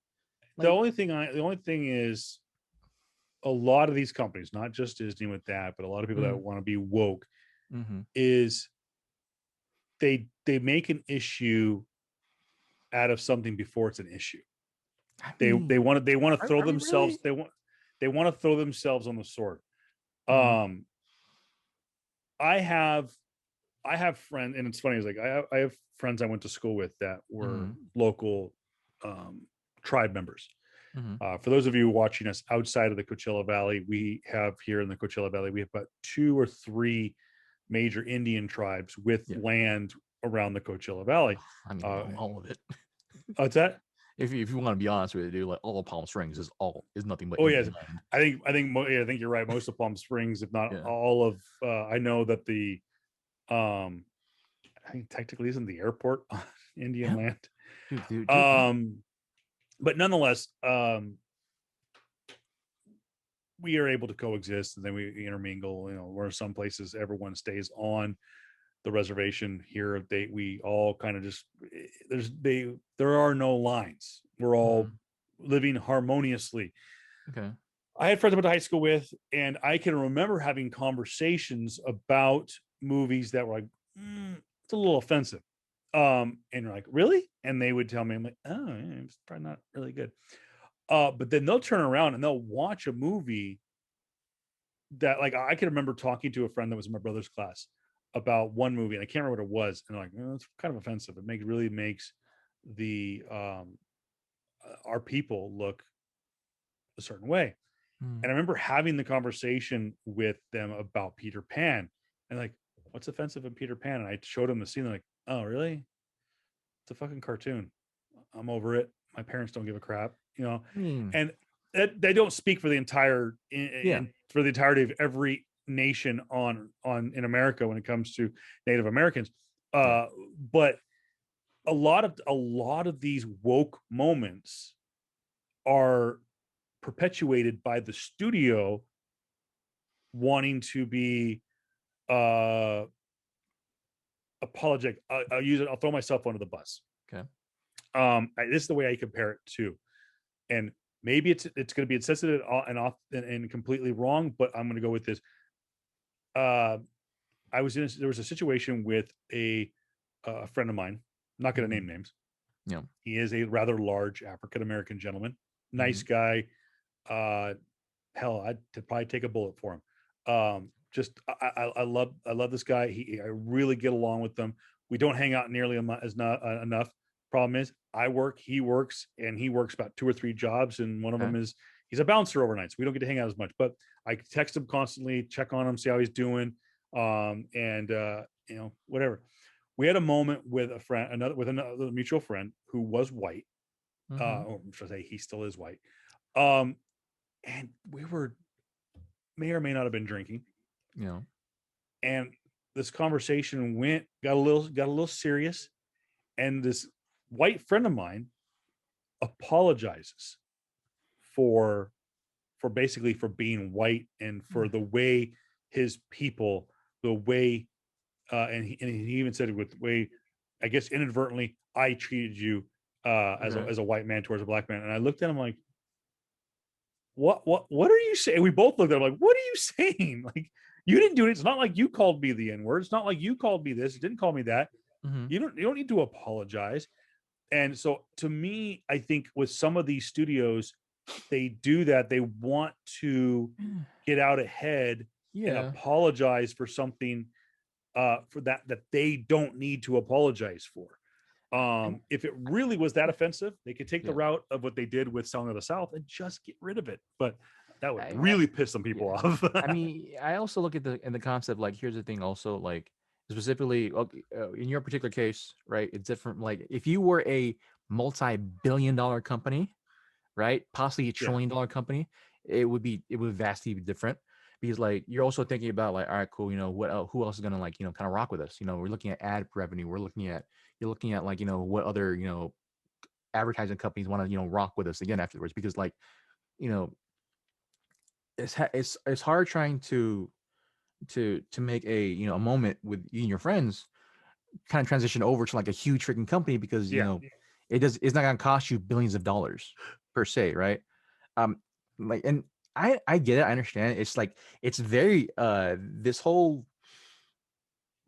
aspect where we as people look upon the quote unquote woke activism or that companies are doing, because we're regional. We see this as a regional standpoint, right? Well, we're okay with it here in California or certain parts of California, or people are okay with it somewhere in like Minnesota or parts of Texas where it's much more open. They're okay with it there, but like broadly all across the spectrum, right? We go closer to LA, we go closer to San Francisco. Yeah, you better fucking say that, because you have a lot of like people there that believe that. And so give a smaller example for myself, right? I too have had black friends. I don't want to use that fucking card. I have black friends too, and they've said consistently the N word around me, right? And they, I was, they're cool with me saying it, right? But if I say that to a group of friends that I know, that I've hung around with, that that I know their history, their personal history, and what they've gone through, and we're still rocking with today. Yeah. I understand with them, it doesn't come off. If I ever say the word, it doesn't come off as like some type of malicious intent. But I can't say that word if I go to LA. I can't say that word if I go elsewhere, right? Because contextually, those people, if I say that aloud randomly, hopefully never, if I ever fucking say that aloud, is that if I say that elsewhere, right? People like aren't gonna understand the context of what I say it for. And they're gonna see it as that word that's been freaking destroying that holds some very racial significance if it's instead by another person of their race. So I think it's very regional in the sense of like how we view these topics of like, oh, the companies, they're so out of touch and all this stuff. Why are you saying this? Like, honestly, it's probably because it's their money. Biggest thing, it's a business. It's a business type of deal. They want to look good in front of people that will spend millions of dollars on them, specifically LA, specifically higher democratic states, right? It's the exact same thing I would think of like let's say Fox News. The second that a bunch of ad revenue or a lot of sponsors pulled out, they start changing their tune. And they got to be more. I feel very much that if a company does anything, it's for business. Period. It ain't some woke activist bullcrap. It's not some oh, they stand for certain people. No, maybe they do, but like honestly, it's about the money. Period. That's how I feel about it. It's just about the money. So like, yeah. That's how I feel about it. And I know I'm gonna set a disclaimer to this. Do not say the N-word to people you don't know, or even like understand what the context you're saying for. Don't be a racist. Don't be a fucking idiot, right? Do that. Don't be some random kid on freaking TikTok or the internet just saying the N-word for no apparent reason because you freaking hear it, because your favorite rapper or your favorite artist does it, or your favorite, actor does it. And just don't fucking do it, guys. For the longest time, I had no idea what the word meant, and I used it. I'll throw myself on the bus. Yeah. I used it one time. I was in 5th grade in the context of a game, and it had to be explained to me what it meant. And I was like, "Whoa, that was never using that word again." That was an interesting conversation for me to have when I was with my friends. They heard me say that. I'm like, oh, my bad. However, I will say this: the only time I have ever said it since then was with this aforementioned friend of mine who was a good buddy of mine and whatnot, because we refer to each other as my. And the reason we did that is, of course, real quick, I want to segue out of the trailers for just one moment. We lost a legend this past week there, JR. I know that you're a hip hop fan, much like I am. Oh, God, yes. The head of the Rough Riders, DMX, at 50 years old. Yep. Man, I grew up listening to classic rock, and pop, because that's what I was allowed to listen to. And I enjoy it. I enjoy classic rock to this day, but I really, really was introduced into hip hop and rap, and DMX, a man. lot more R&B and stuff like that when I got into college. And there were two artists that I really got indoctrinated with in college. Obviously, I listened to Eminem. I listened to Dr. Dre. I listened to I listened to a little bit of Snoop. But when I started running track in college, I had a buddy of mine that got me heavily into DMX. He got me into Ludacris. Introduced me into more of the old school Dr. Dre, NWA. I knew of guys like Eazy-E and Ice Cube from like my high school days. Listened to him on the radio, but it wasn't my cup of tea. I knew Bone Thugs and Harmony. I guess if you want to say that was hip hop, that and whatnot. But it was hip hop. Yeah, I didn't get into it until I was in college, and DMX was one of those artists that I got into. And I think that one of the cool things that I liked about DMX was the obvious, his voice. That gravelly kind of dark, to put a point, the dog bark style kind of rapping. It was so unique, and how he was able to kind of maintain that, because you listen to him talk as late as a couple of weeks ago after he got his COVID vaccine, which, by the way, enough conspiracy theorists. He didn't die because of the freaking COVID. The dude died because he OD'd on drugs and had a heart attack. Sorry. He's had demons for years. So and he was trying to get under control, but it's sad that you get under control and then you're like, you go out with some homies or something like that, and you go, one more time for the road, and it's the nail in the coffin, unfortunately. So 50 years old, DMX, we got you here, brother. X is always gonna give it to you. I will tell you this. Always gonna give it to you. I will tell you this. It sucks, and I say this in jest. When you're an artist like that, you're almost more valuable dead than you are alive. And this is just meant to in less than 12 hours after, actually more or less less than 24 hours after it was announced that he had passed away back on Thursday night, on iTunes, which usually has live charting, which is charting means they chart where your downloads and your listens are, and they release them almost instantaneous. By late afternoon on Friday, DMX had 3 of the top 5 songs on iTunes. DMX had 4 of the top 10 albums on iTunes, including number 1. And this was the day, and this was the no, maybe not the day, but it was the week that Taylor Swift released all of her old songs, kind of rebooted, kind of, so to speak. So it was a hot album. And you take an artist like DMX, and he's able to get, unfortunately, because of his death, get immediately white hot and boost his sales. So he'll get something. His estate will get something out of that, which will be kind of cool for his family. But rest in peace. He had a great career, and absolutely, he was definitely he was definitely Rough Riders Anthem was definitely a big part of my childhood, huge part of my childhood. So DMX, I miss you, man. And how he talks, how he speaks in his raps is how he speaks in life. That's his cadence does not change whatsoever. So people are thinking that it's the thing. No, that's how he speaks. That's how the man speaks. And so, definitely, man, that was definitely the tough pill to swallow this weekend. What I love about him and Ludacris is there is so much. Ludacris maybe takes a little bit different tune to it, but they've got great advice. They have some fun times too about, obviously area codes and move bitch, but there are some songs in there that, like Ludacris, for example, has move bitch, that you listen to the words and go, not wrong. That's some good advice. There's some sound advice. And DMX did the same thing. Was like, he had some fun songs and maybe some songs that maybe didn't age real well in 2021.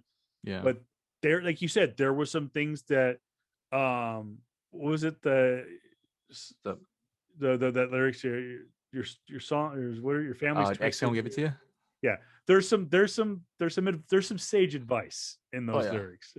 So but rest in peace, DMX. You will be missed, and 2020 and 2021 continue to be for celebrities the years that suck.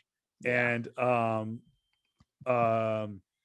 so yeah, it's also Prince Philip, of course, 99 years old, the Dutch of Windsor, the husband of Queen Elizabeth II, passed away as well this past week. So yeah, anyways, moving right along real quick. Black Widow released another trailer that is going to be coming to Disney Plus Premier Access in July, specifically July 19th. I'm sorry, July 9th. Yep.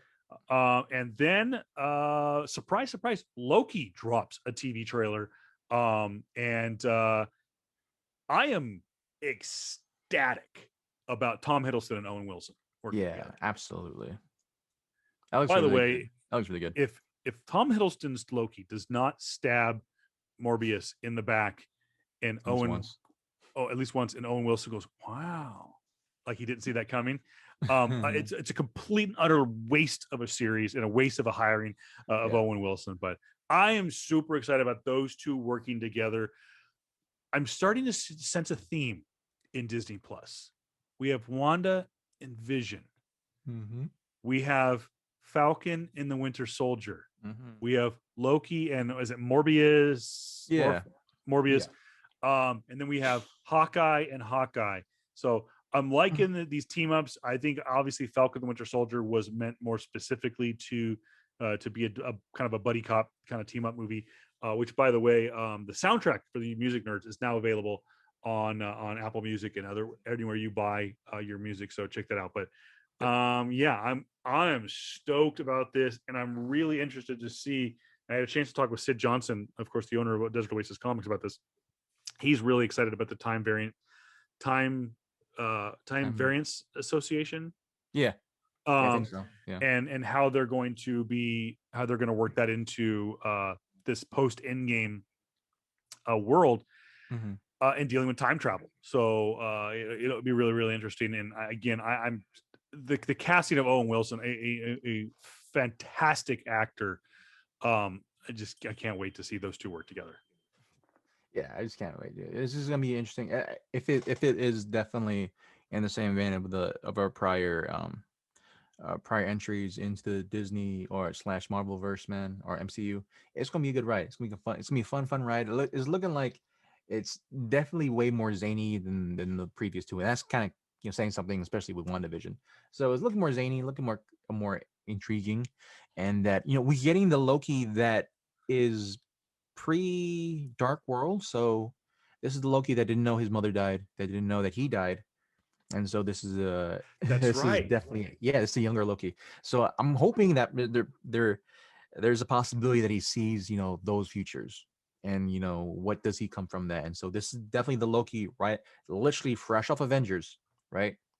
And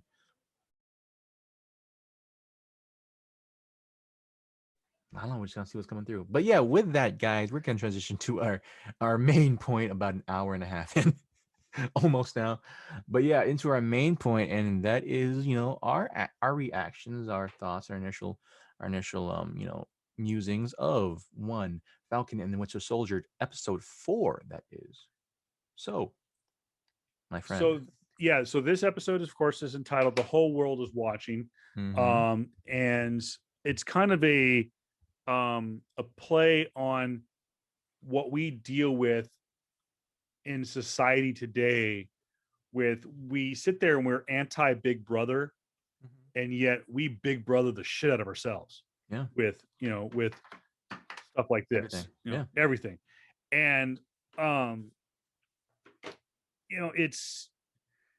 was interesting, and little did I know where that title was going in the last scene of the show.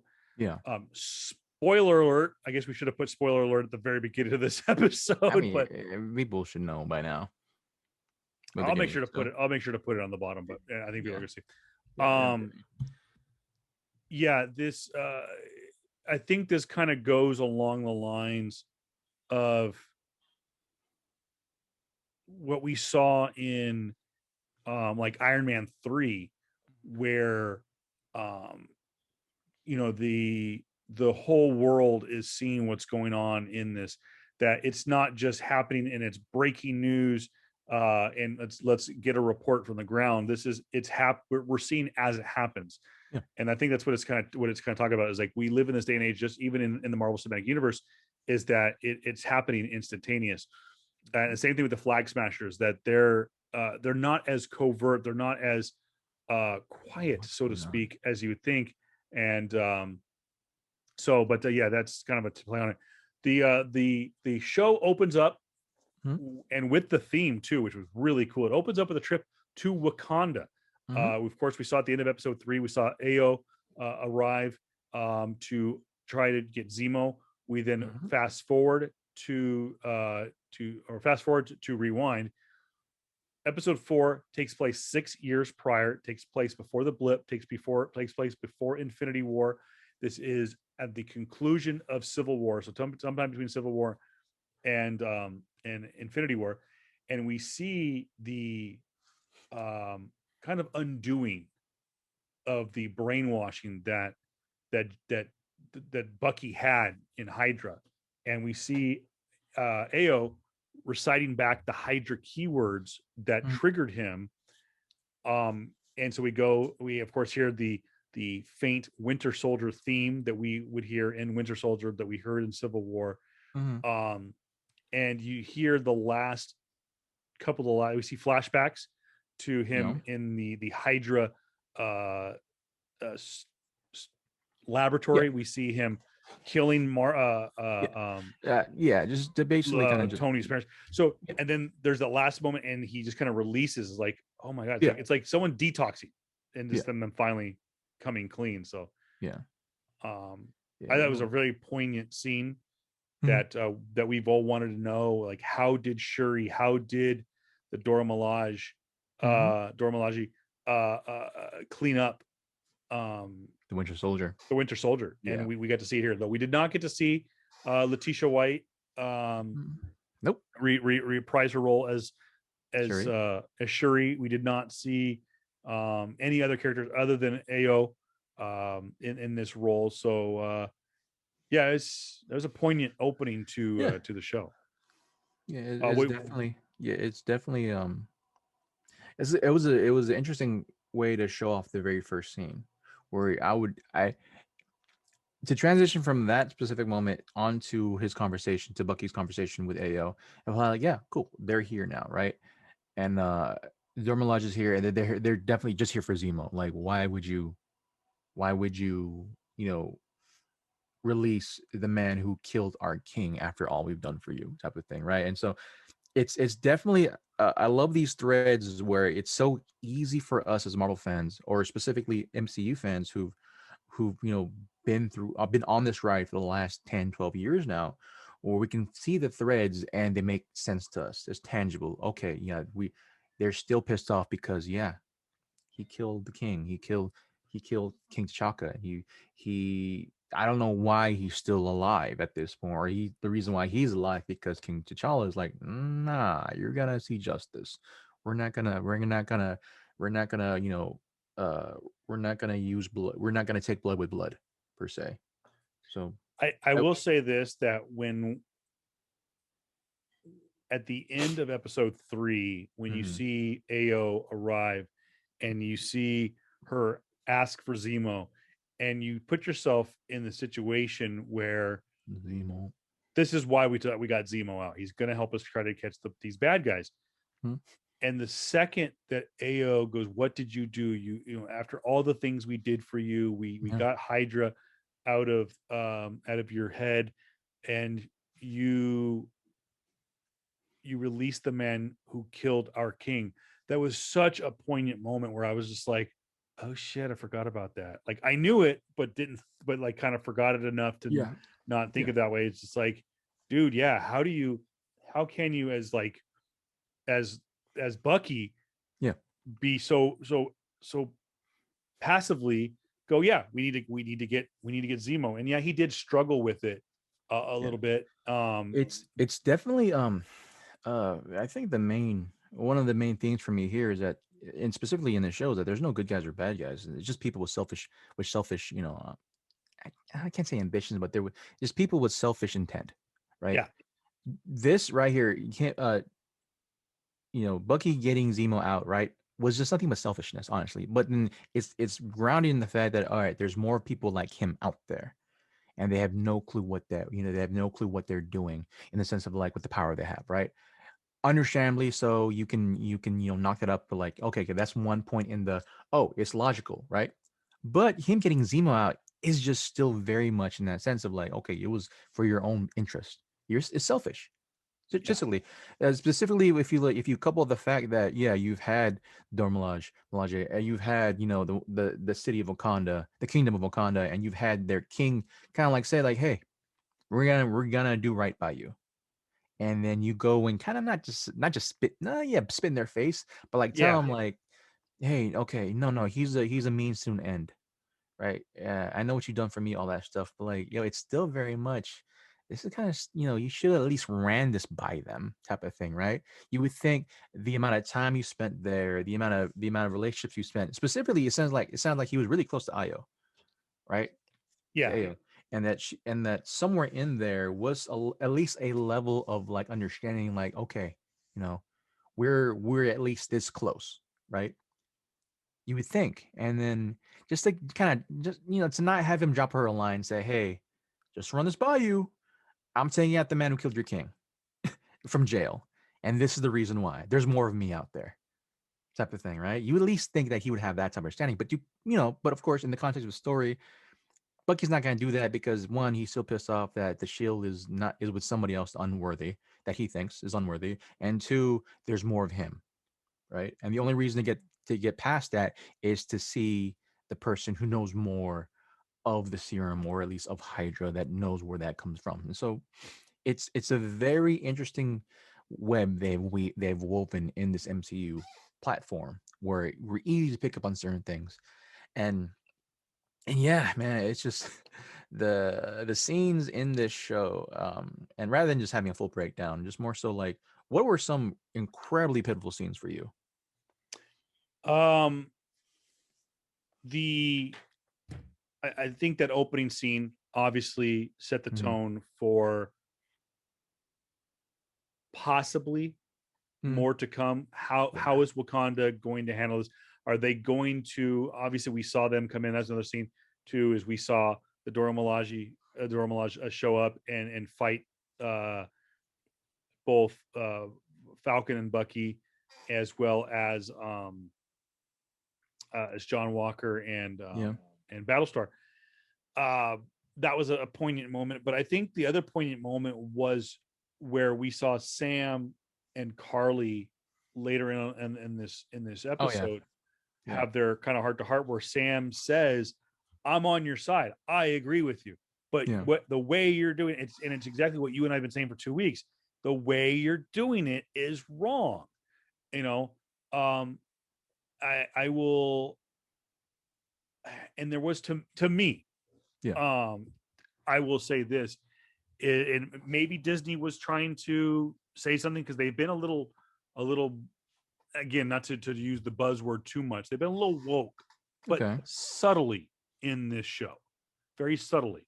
Obviously, we have the moment in episode 2 with the police officer. Yeah. We had the episode 1 where Sam is unable to get the loan, and it's kind of hinted at because of your race. Yeah. Well, that, and as well as like, Um, he has no money. there's no money. He hasn't you see them But live out for 5 years. there was other things too. Is but why are they even having to look for money? Why is the Wilson family business in such disarray when it was so successful? Why wasn't the sister who has a job, who's running a business, unable to get a loan? Yeah. You obviously deal with the super soldier program, which is very similar to the what are that, not the Rough Riders, the What are you talking about? what's the program they call it in real life in the world during World War II? The Tuskegee experiments. Yeah, no, oh, that was World War II. That was Or between World War II and yeah, Korea now. and stuff like Yeah, that. yeah. Well, maybe between Right. Korea and Vietnam, but anyways, Yeah. With Isaiah Bradley and whatnot. The subtle reference in that I took away, could be completely off base, but the way I took it is when Sam is talking to Carly and talking about the violence and blowing up the building, the GRC building, and having all of these quote anarchist ways about them, to me harkens back to the way the BLM is portrayed in pop culture nowadays. Is their message is important. The heart of their message is important about Black Lives Matter. Yeah. But it gets lost because of accusations of corruption within this organization. There's no true leadership. Kind of like, yeah, they look at Carly, but is she really the leader?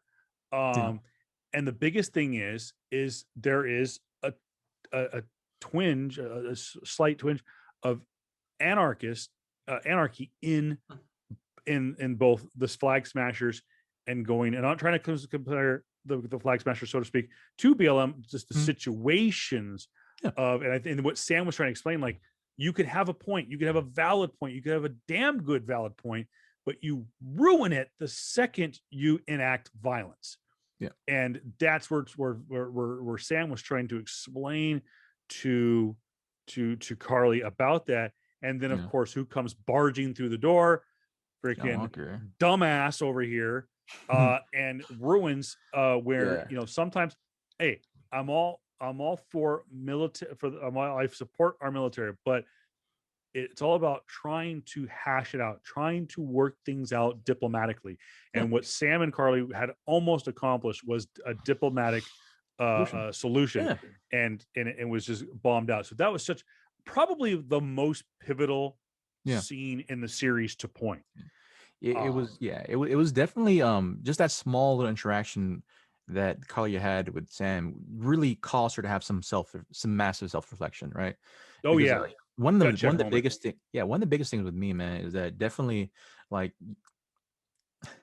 I think this is gonna speak more about me, how I feel about today's day and age, where like I feel like the interpretations, right, that both Carly and John are just, amalgamations, as well as like these personified interpretations of like our political leanings, or even just social media today, or just like Carly is definitely viewed as the far left in my eyes, right?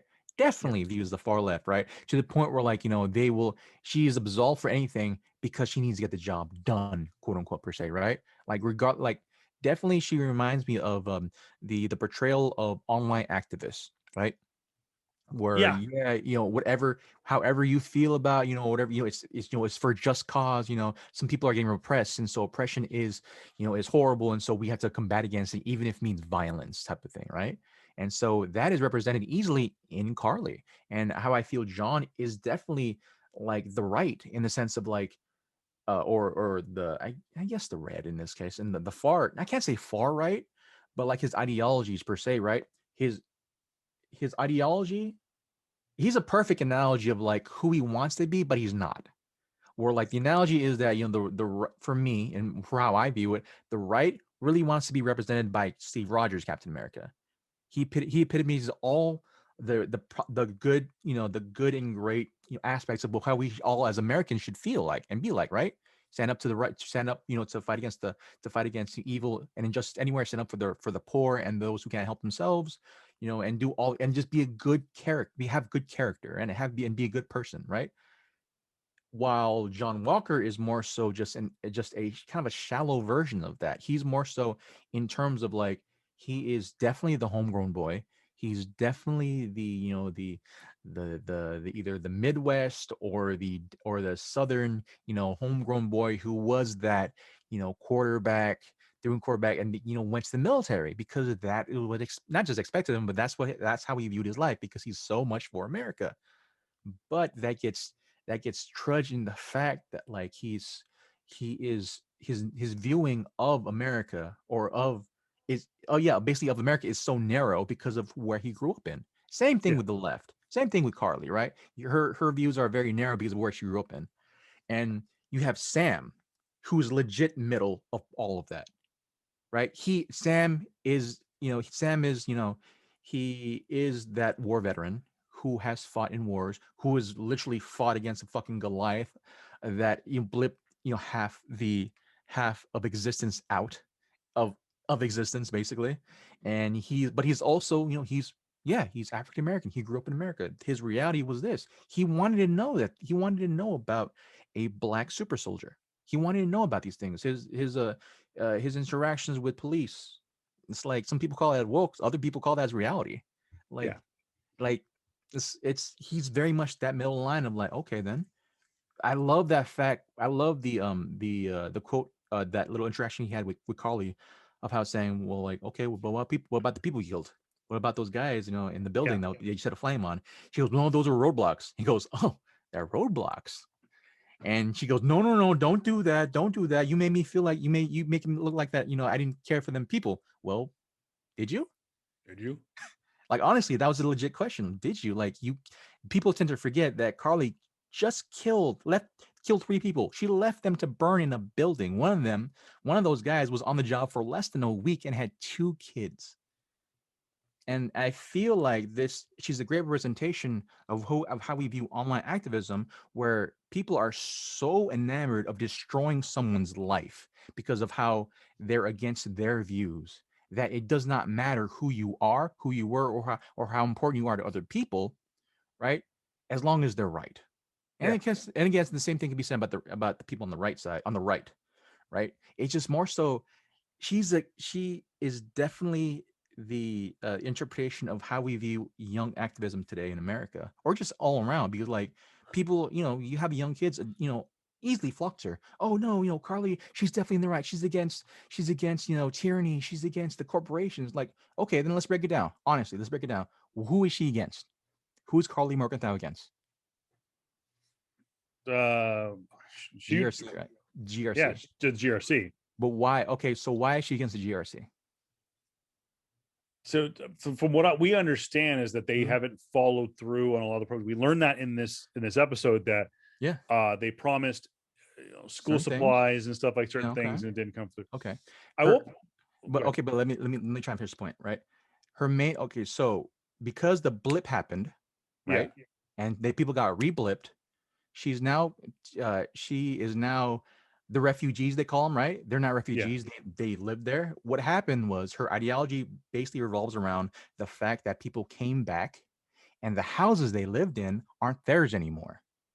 And then people who literally got blipped out of existence for 5 years, Carly Morgenthau and her and the refugees, quote unquote refugees there, they lived in the earth basically for this time, right? Yeah. 5 years trying to do whatever they can. Meaning the governments, right? All higher personnel were probably gone. Governments of the world, possibly presidents, were gone. They were short-staffed, hella short-staffed, right? Don't know what the heck's going on. And now you have 4 million people come back into existence in their houses that they thought they were in. Now they're telling them that, no, you don't belong in that house anymore. Basically, her ideology revolves around the fact that people who were blipped out of existence wanted their houses back and their homes back and their lives back. And she's like, no, we've been here.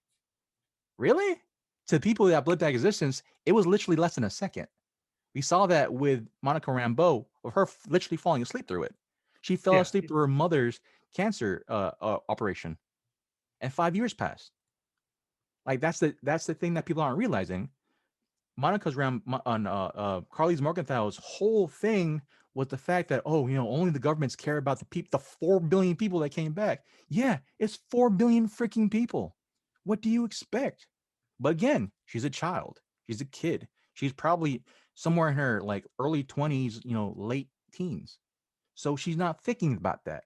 She has a narrow viewpoint. The same way John Walker has a narrow viewpoint.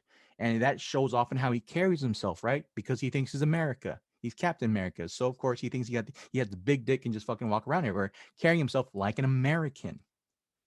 And then when he gets freaking his ass whooped by the Dora Milaje and saying that, nah, man, you're not who you think you are, of course his pillars get crushed. And so, I, yeah, you just it's a to me this whole thing that people are saying that, oh man, like I've seen a lot of the criticism shown to this episode specifically on John Walker, which I feel is like really off base because one, if you take off the hate goggles and understand his character, he's designed who he's supposed to be. mm-hmm.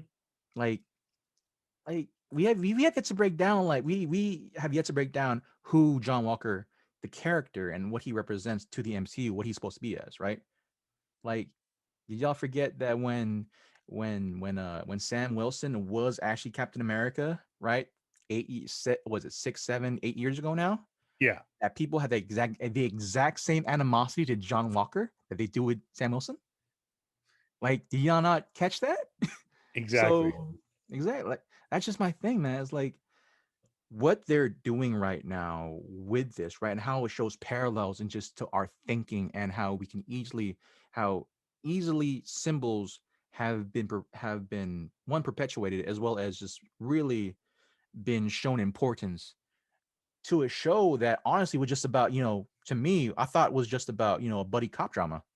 But Yeah. no, it became something way more deep. It's a slower paced show, yeah, a slower paced episode, but it had so much more weight to it for There's me. so much meat. There was so much meat on the bone on this one. Absolutely. And but they did disappoint it because they attack it from so many different angles. We're seeing obviously John Walker, his character flush out and what he's dealing with, Yeah. to the point where it's funny is someone pointed this out, was you go and you look at the way Zemo, Bucky, and Sam are roaming around Latvia. Mm-hmm. They're somewhat incognito. Mm-hmm. Bucky always has the jacket on to cover his arm. He's clean shaven, Mm-hmm. so to speak. He's cleaned up. He doesn't have the long hair. Sam's just trying to dress down. Zemo's got the trench coat on, Mm-hmm. kind of fitting the part a little bit because, well, it's no secret he's rich. Yeah. But he's still not like being all super flashy. Yeah. Here comes tromping around the corner in his spangly outfit is freaking John Walker and Battlestar. And I'm like, okay, dude, like, even if you go back and you look at Cap, when he wasn't on like official Avenger business, Mm-hmm. yeah, he had the shield within close proximity, but for the most part, like he dressed down. He didn't want to draw attention to himself. Yeah. It wasn't about the uniform, so to speak, to the point where there's a great line in the Avengers that that the first one that oh my gosh, Steve says to Phil Coulson and says, "Isn't the Stars and Stripes a little old fashioned?" Meaning, like, I get it, I'm Captain America, but that was just like a propaganda. Looking back at Captain America's history within the Marvel Cinematic Universe, Yeah. is he wanted to be Steve Rogers. He wanted to be Captain Steve Rogers. Yeah. He didn't want to be Captain America. Yeah. And he took on the he took on the mantle when he needed to. But like when he was just doing the USO tours or doing the public relations tour, Yeah. he had to play the part. Yeah. And it wasn't until he went over into Germany and did that initial kind of what's it called, Combat. that the combat Oh, behind enemy lines where he rescued Bucky and everybody, his comrades. He didn't go in a uniform. Yeah, he threw on a helmet. He took his shield because he needed something. Yeah. But he didn't dress up, and so it's like a point with this is with John Walker is it's to him it's all about the mantle and not about the premise. Yeah. And what he stood for and stuff like that. That it's just a title, but Yeah. I'm watching it as we're Yeah. talking here, and it's actually just had the scene with Sam and Carly. Yeah. And then of course you see John Walk in. Yeah. walk in. I do feel though, like even without, because there is that scene specifically where both John and Battlestar, I forget, like Lamar, I think his name is. Yeah, Lamar Hoskins. Yeah, yeah. Without, when they're not in costume, right? When they're actually in plain clothes in Europe, right? When they're talking about the serum, where they're in plain clothes, and people still recognize John Walker as Yeah. Captain America. I do feel that, like, John Walker has been portrayed as a new Captain America way more so than actual Captain America Steve Rogers, and that it was the U.S. government's goal to make sure he's recognized everywhere. And I feel that is definitely another burden on John Walker, and we see it. He definitely shows, right? It definitely shows with the conversation he has with Lamar. But to kind of circle back on just this whole interpretation of, like, just not interpretation. I can't even say circle back, but more so to continue on to with John Walker and his his evolution, or at this point degradation as a character. It's been really interesting. The guy who acts as him deserves a fucking raise at this point, because to have that slow incline of, like, what I feel like people, specifically the younger audience, right, fail to realize when it comes to this character, is that he was designed to fail. Period. Because simple fact, he's not your Steve Rogers. He's not your Captain America, right? No. When you're designed to fail, immediately you get just immediate criticism, right? From everything, right? Because you're not up to, because you're on some weird standard, right? That we have as viewers, when initially Steve himself was never on that standard, what Captain America should be upheld as. Yeah. Steve was again, well, he was the enemy of the state for 2 years. Y'all forget about that. Granted, people will argue, well, no, he did for the right reasons, right? What were the right reasons? That he didn't want to sign the accords where a literal country was dropped on people's heads, and then that's kind of like, kind of crazy to think about. Honestly, like, I get it, right? We as viewers, we see the inner workings of people's lives, and so we then emote to them way more, because we saw what Sam, we saw what Steve, we saw what Bucky went through. Yeah. Right. And so we're definitely gonna root for them way more than some random dude who was still a 3, the highest Medal of Honor winner ever, and who has probably way more battle experience than possibly Steve, possibly Bucky, and possibly and definitely Sam, right? Where he's been on way more combatants, like experienced combatants, than them in the last 5 years. Possibly. He's went through the Afghan war. He has been on way more projects, right? Accounted for. And it's like he's the all-American boy that originally, people tend to forget this fact, that originally when they first wanted to give the serum out, it wasn't to Steve Rogers, of course, right? It would want it to be given to the guy that fit all the right parameters of a good soldier, right? John Walker is the great John Walker is the greatest soldier America or MCU America has ever had, but he's not the best man. No, and he's not, obviously not.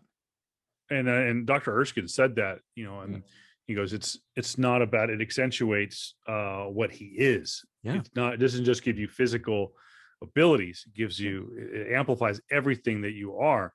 Yeah. And you saw that with Hodges, it was the character in First Avenger. Yeah. And John Walker is the 21st century version of Hodges, the aforementioned soldier that JR was talking about from World War II.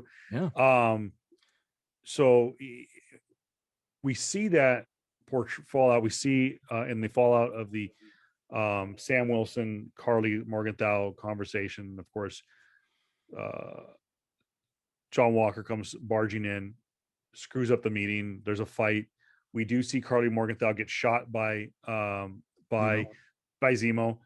She drops the serum that she went to find in a cemetery.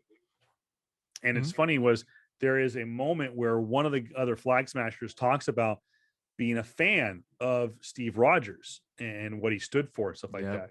Yeah.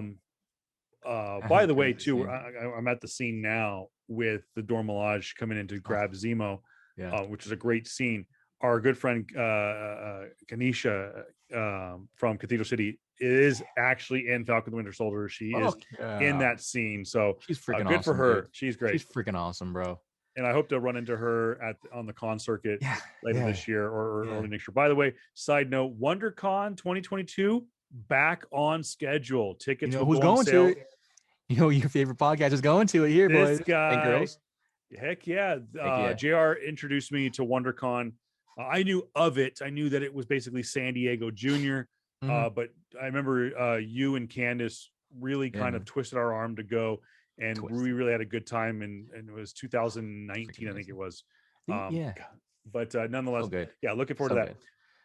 that. To kind of go back because I wanted to piggyback on you said about the serum, particularly, right? Yeah, And the serum, how it accentuates certain aspects of yourself, right? And specifically, I love this. I love this comment that Zemo said, right? That for those who have the serum, you're a supremacist. And then when Sam said that, said to Carly that, yeah, he thinks you're a supremacist, right? Because supremacy, obviously, in the most basic terms, is those who have power, right? And then enact that power, right? Regardless of which side they're on or perceived side they're on. Yeah, she's a supremacist easily, even though she's saying no, it's to combat against the organization of supremacy. Like, okay, what was that though? Like I've established yeah, before, it's against governments who are trying to deal with 4 billion people coming back into existence and living in the houses that they originally were blipped out of. Like, what is this is so I love the fact that the gray line in this series has been just like tremendously enlarged now because of it. And to go back to Carly, like, yo, she's not your cute average girl anymore. You're your no, perky girl who wants to be a young revolutionary. No, man, she got a body count. If you have a body count, you're a terrorist. Period. You're a terrorist. Like, yep, you literally legit just killed 3 people. No, not even that. You left them in a fire. You want to think about them possibly burning to death. One of them having 2 kids. Understanding that. Here's the thing. I'm hoping that Marvel does, right? I'm hoping those 2 kids grow up and understand that Carly Morgenthau killed their father, and they come after her if she's still alive at this point. Because if we're so much about the circle of of hatred, or the circle of like continual hate or continual whatever, right? yeah, That this series has been talking about, right? That the sins of those who came before you, right, are enacted on you and afterwards, then you're fair game, Carly Morgenthau, because yep, now you have a literal body count. And this is perpetuated in the fact that when she killed Lamar, spoiler alert for everybody there, oh, yeah. That was rough. right? When she legit killed the man by punching him without holding back, and it flew him 25 feet Oh yeah, through almost through a brick, almost through a stone pillar, and killed him right then and there, all for trying to save his friend from dying, basically, right? From getting she wanted to show the world a message, and the message was her, killing Captain America, who already people hate, right? That everybody like, yeah, let's definitely kill Captain America. Like, really? Yeah, he definitely doesn't deserve the symbol. All right, then let's flip that and have Sam be Captain America and have Carly Morgenthau kill him. How y'all feel now? How y'all feel? She wanted to kill Captain America, the symbol, regardless of who it was. People tend to forget about that. She wanted to kill the symbol because of how that symbol was represented into her day and age. Because she said it multiple times throughout the series, that symbol needs to be destroyed, regardless of who carries it. And so when that symbol, who she thought had, whom she has, thought of as a oppressive, malicious thing, is now realized when she killed John Walker's friend, and John Walker is gonna kill her. It's like, is no doubt about in my mind that yeah, he's gonna attempt to kill her. If not her, everyone she's ever loved will die, because all the horrors that she thought that symbol represents is now realized, because John Walker is a super soldier whom was the conscious of his, to kind of rope him back into the light, rope him back into being conscious. Because yeah, people tend to forget this as well. during the series, John Walker has yet to kill anybody. Has yet to kill anybody. Yet being the key word. Captain Falcon, right? Oh, not Captain Falcon. Oh, sorry, I apologize. That proverbial slip. But Falcon, right? Even though people say that, oh, Falcon killed people, he killed a lot of people in the first episode. He really didn't. He kind of didn't. Like the people that were killed were either from like a fire from their own teammates, or the people that he really kind of fucked up were quote unquote seen off screen were terrorists. Yeah. Were terrorists, and that they were they either had parachutes, whatever, and they were fine, right? And of course, my guy George St. Pierre, he was fine. He was absolutely fine. I'm still wondering if he's going to show back up. I think so too, man. I think that it might be a possibility. Oh, we'll save that for the theory section. But at this point, Sam Wilson, the middle, has no body count. But those who have body counts, the opposite ends of them does. Yeah. Right. This just goes to show that Sam is definitely Captain America, right? Yeah. Even though he himself says like, no, he doesn't deserve it, right? It just going back to Carly, man. Like this is, it's a young, dumb, naive move because she's young and dumb. She's still very much a child who has these lofty aspirations of wanting to be a freedom fighter for a cause which is really naive. You want to push other people out of their homes who literally felt like, didn't feel like 5 years has moved on. Period. Just think, like, okay, so you and I get blipped out of existence, right? Doing this podcast right here and there, right here now. We get blipped back in 5 years from now, and another family is living in your house. How do you feel? Yeah. How do you try to remedy that? Tell them, no, I this is my house, and them going, no, we paid for this house. Like, how do you remedy the situation? Yeah, it's tough. Kids don't want to. And I understand that kids who are the majority of watching the series don't understand that fact because they don't pay for this shit. No, they don't pay for houses. Their parents do, right? So it's so multifaceted in this conversation because I get that kids love the young revolutionary output, right? There's this YouTuber out there whom have made this comment, right? Oh, who she hated John Walker to begin with, right? And when John Walker killed the guy who had Captain America, had a Captain America poster on his house, on his room before, she said, "Oh, thanks a lot, John. Now this is what people think. You hate him to begin with. You already disdained him the second he carried that shield because you rocked way more with Sam and with Bucky than you ever did with John. I won't be surprised if the next episode gives us a full on like backstory of John Walker. I would not be surprised if the next episode starts with him in Afghanistan and having to deal with possibly losing a bunch of his friends and seeing how his motivations go from here. Because this freaking series has really pointed out people's motivations. There is no right or wrong, just selfish people. Period. Yeah. The show goes on.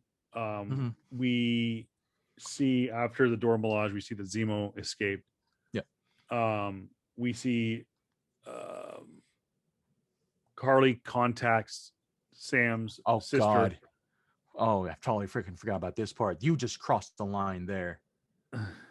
You are not a freaking revolutionary. You are not after that. You go after someone's family, and then like when Sam comes up and you say, "Oh, sorry, bro, it's a joke." Like, really? Up to that point, Sam just heard news that you just killed 3 people. Does he really think that's a joke? No, man.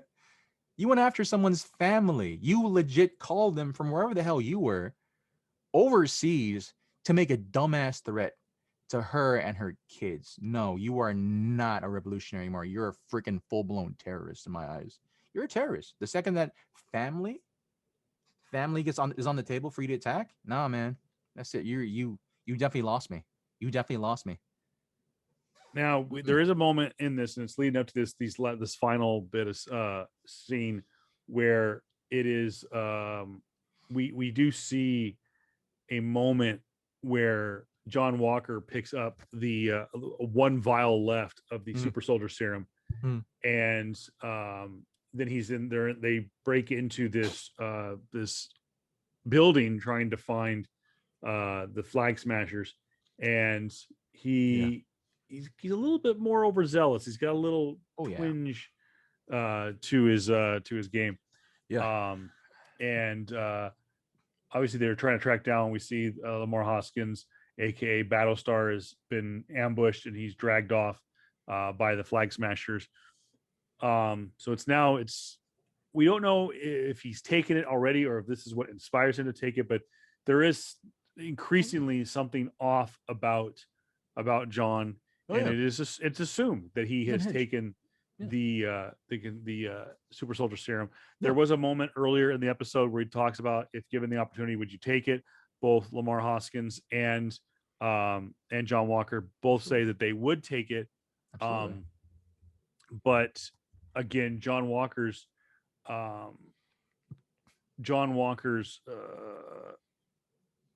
reasoning is kind of what you mentioned before. Is like he wants to do it to be a badass and to be selfish reasons. John, Steve Rogers became Captain America. He took the super soldier serum because he was tired of being told he was too small to go fight in the war. And all he wanted to do was stand up to a bully. He wanted to stand up to Adolf Hitler, and be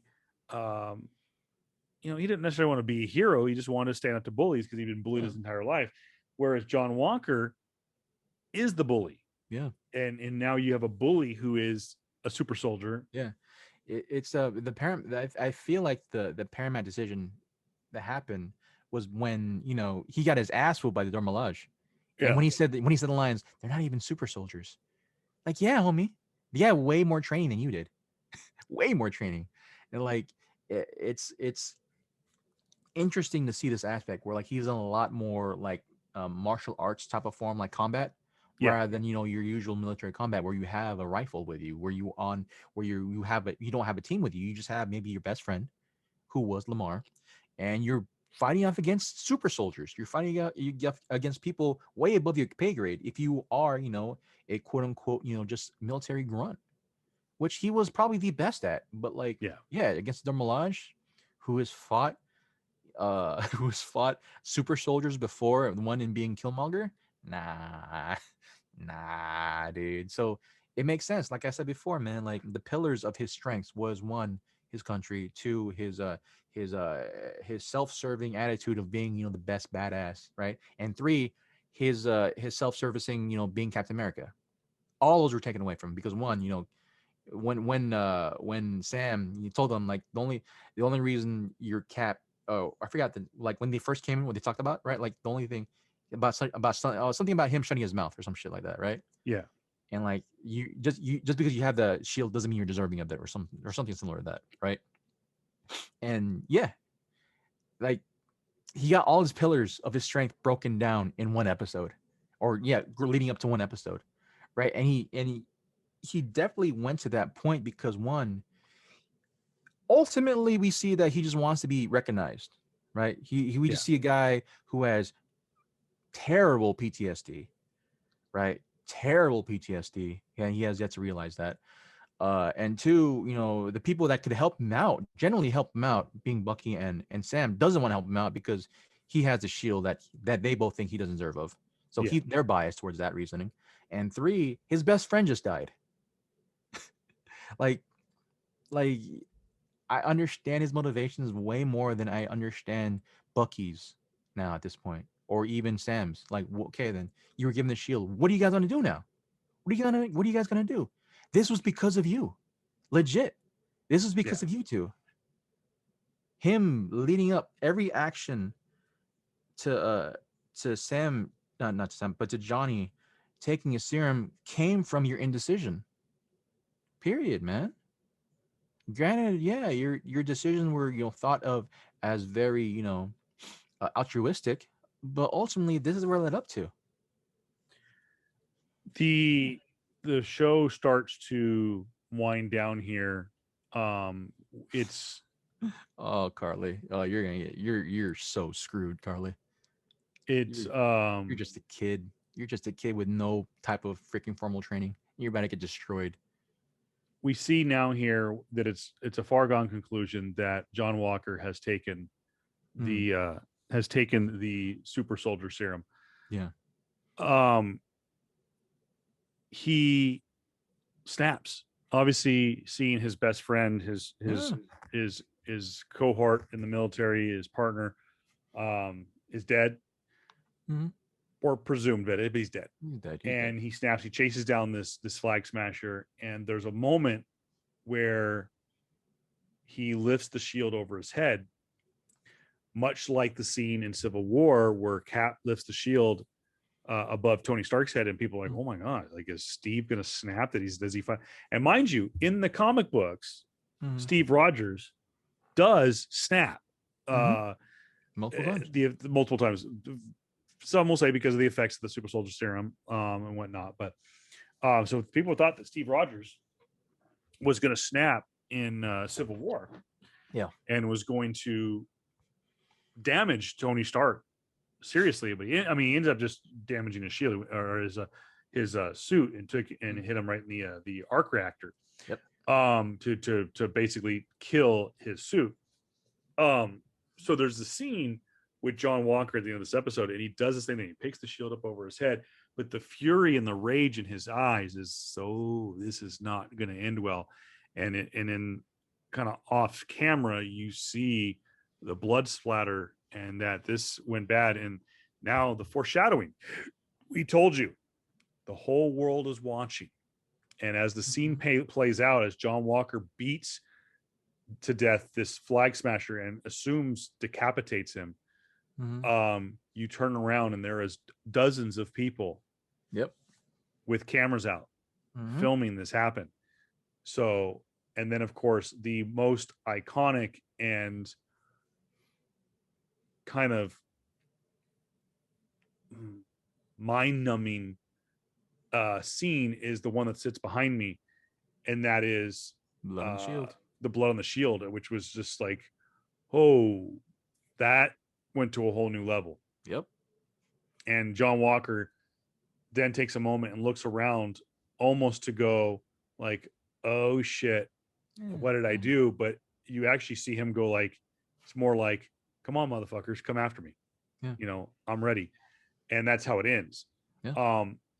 And we are now, we have 2 episodes left, Jared. 2 episodes left, and there is still so much meat left on the bone. What's going to happen to John Walker? What's going to happen to the Flag Smashers? Do Bucky or Sam become the new Captain America? Who is the power broker? What is Sharon Carter really doing? So there's still so many questions yet to be asked. I think the biggest thing is we got to find out who the power broker is. This is I watched this morning. I was having a hard time sleeping, and I side note real quick, I finished a great series. If you guys looking for something that's really funny, and if you're a sports fan, highly recommend on Apple TV Plus, or highly recommend Ted Lasso. Really, really funny show with Jason Sudeikis, who I'm not a fan of, but he is really, really good in this. But I rewatched Training Day with Denzel Washington and was it Ethan Hawke? And this kind of reminds me of was it Ethan Hawke? Ethan Hawke, Moon Knight. I just said that. It kind of reminds me of them. There's a lot of stuff going on, right? There's a lot of storylines going on, but the end game in Training Day was to find out who you think is trying to find who Sandman is. And Sandman ends up being was it that old guy? I can't think of the actor's name. Yeah. But actually the end game is Denzel's trying to round up all the cash he can get to pay off the Russians. Spoiler alert. This show kind of has the same feel to me, is they're telling all these different stories as they go along, but the end game is to find out who the power broker is and why is he wanting super soldier serum and stuff like that. So we got 2 episodes left to find out what it is. The first episode was fantastic, but I think that it needed to kind of stand on its own 2 legs to really set the tone for the entire series. Absolutely, I That agree. doesn't mean that what I'm about to say degrades the first episode, but episodes 2, 3, and 4, Yeah. my God, they have just been fantastic. I would say that episode 1 would be like an A minus. The last 3 episodes have been A pluses, but I Mm, just think that is the story that it needs to tell. It's give and take. It's um, like I said, peaks and valleys. yeah. Um, so this one was a valley, so to speak. Like you Mm, you even mentioned it before I even got to watch it on Friday night. You texted me and said it's different. It's not as fast paced. It's not as energetic, so to speak, as the previous 2 episodes, but it does tell a story. It does flush out more characters. So, yeah. and you were wrong. You were not wrong. It did everything. It delivered on all aspects. So, Yeah. great episode. Yeah, absolutely. So yeah, It was a very polarizing episode. It's gonna be seen as a very polarizing episode to some because of like how, you know, who do you the quote unquote who do you root for, right? Because people are gonna say that, oh yeah, we always knew that John Walker was gonna be the antagonist of the film. In yeah, my film, like, is he really though? Is he really? Because you see exactly how he's set up to be the quote unquote antagonist. People hate him. People hated him from the jump, yeah, and he was given every avenue to basically be given a pass, right? Be understood like why he was this way, how he felt this way. But because how we quote unquote set himself off, right? Set himself how he set himself up was off to Bucky, was off to Sam, and how we as a viewer and a fan of MCU rock with Sam and Bucky way more, we took their side way more often. yeah, Now understanding the fact that they too are very selfish.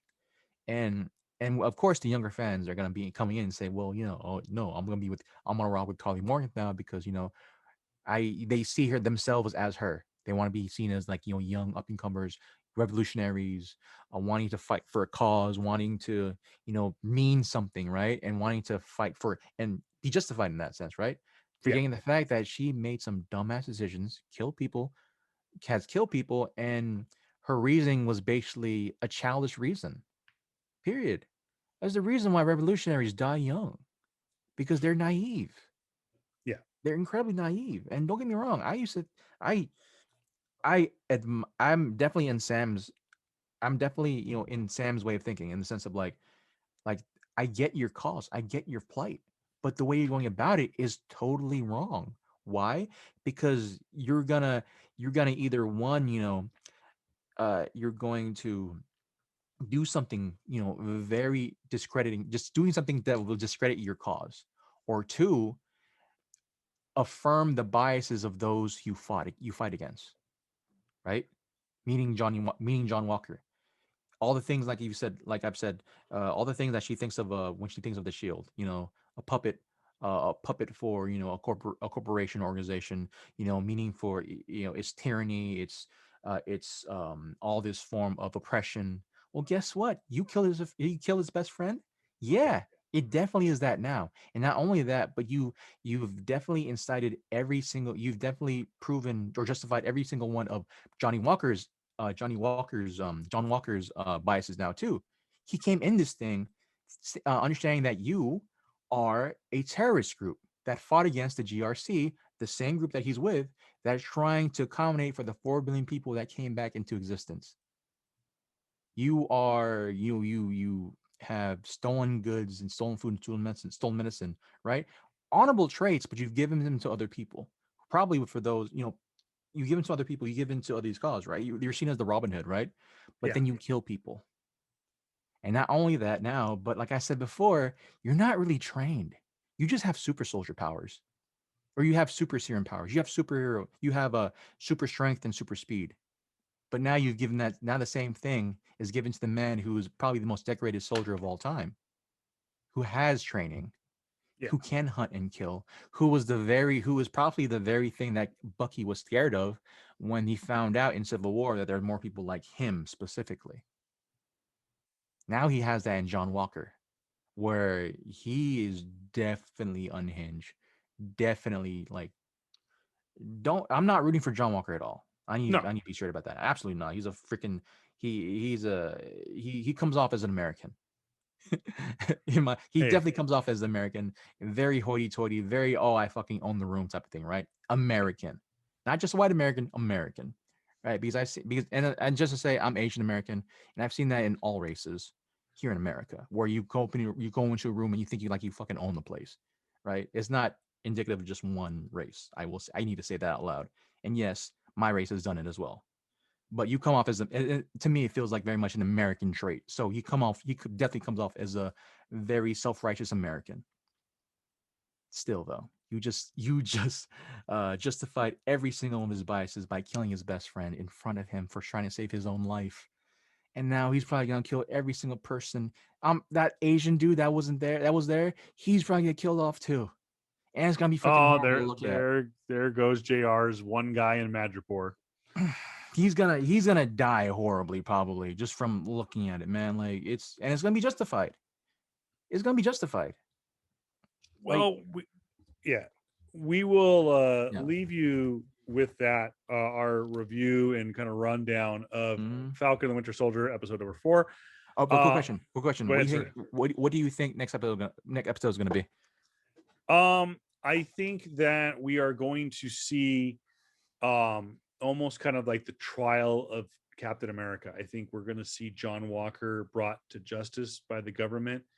Um, I, I'm kind of curious is if we end up seeing, um, if we see him do a costume change and maybe we see him go to U.S. agent. the darker costume, like the full black costume instead of the navy blue and red.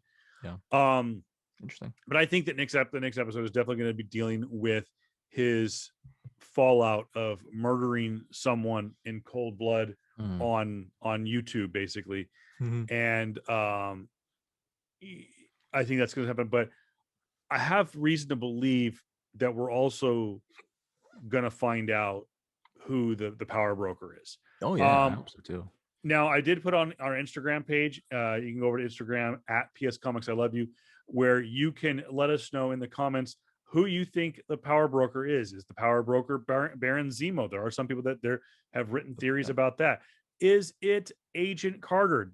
Sharon Carter continues to grow as prime suspect number 1 as to the power brokers.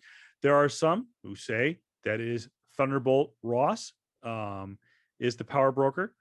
There are some that say that we have not seen the power broker, that the power broker is the actual character from the comic books, which was a standalone character. But the one that I'm seeing growing in the one name I continue to see grow, and I think it's the Mephisto effect. Oh. So take it for a aggressive rate of thought. Is Armin Zoloff. Armin Zola. Oh, him? Really? The computer bodied version Hydra. from Hydra. So I'm gonna take a crazy swing at this, right? Oh, yeah. But just for okay. So what I think happens next episode, it's gonna be a backstory episode where we figure out more of John Walker's life. I feel like where we come off a huge, like, oh, I hate this person type of thing, and then they're gonna break it down for you next episode. The same way, similar to the way like what they did with Wanda, in the sense of like who she was in her life, right? Why she was this way. I feel like that's gonna happen next episode. But also, including in that, I feel like if we do have a reveal of who the power broker is, I'm gonna go crazy with this.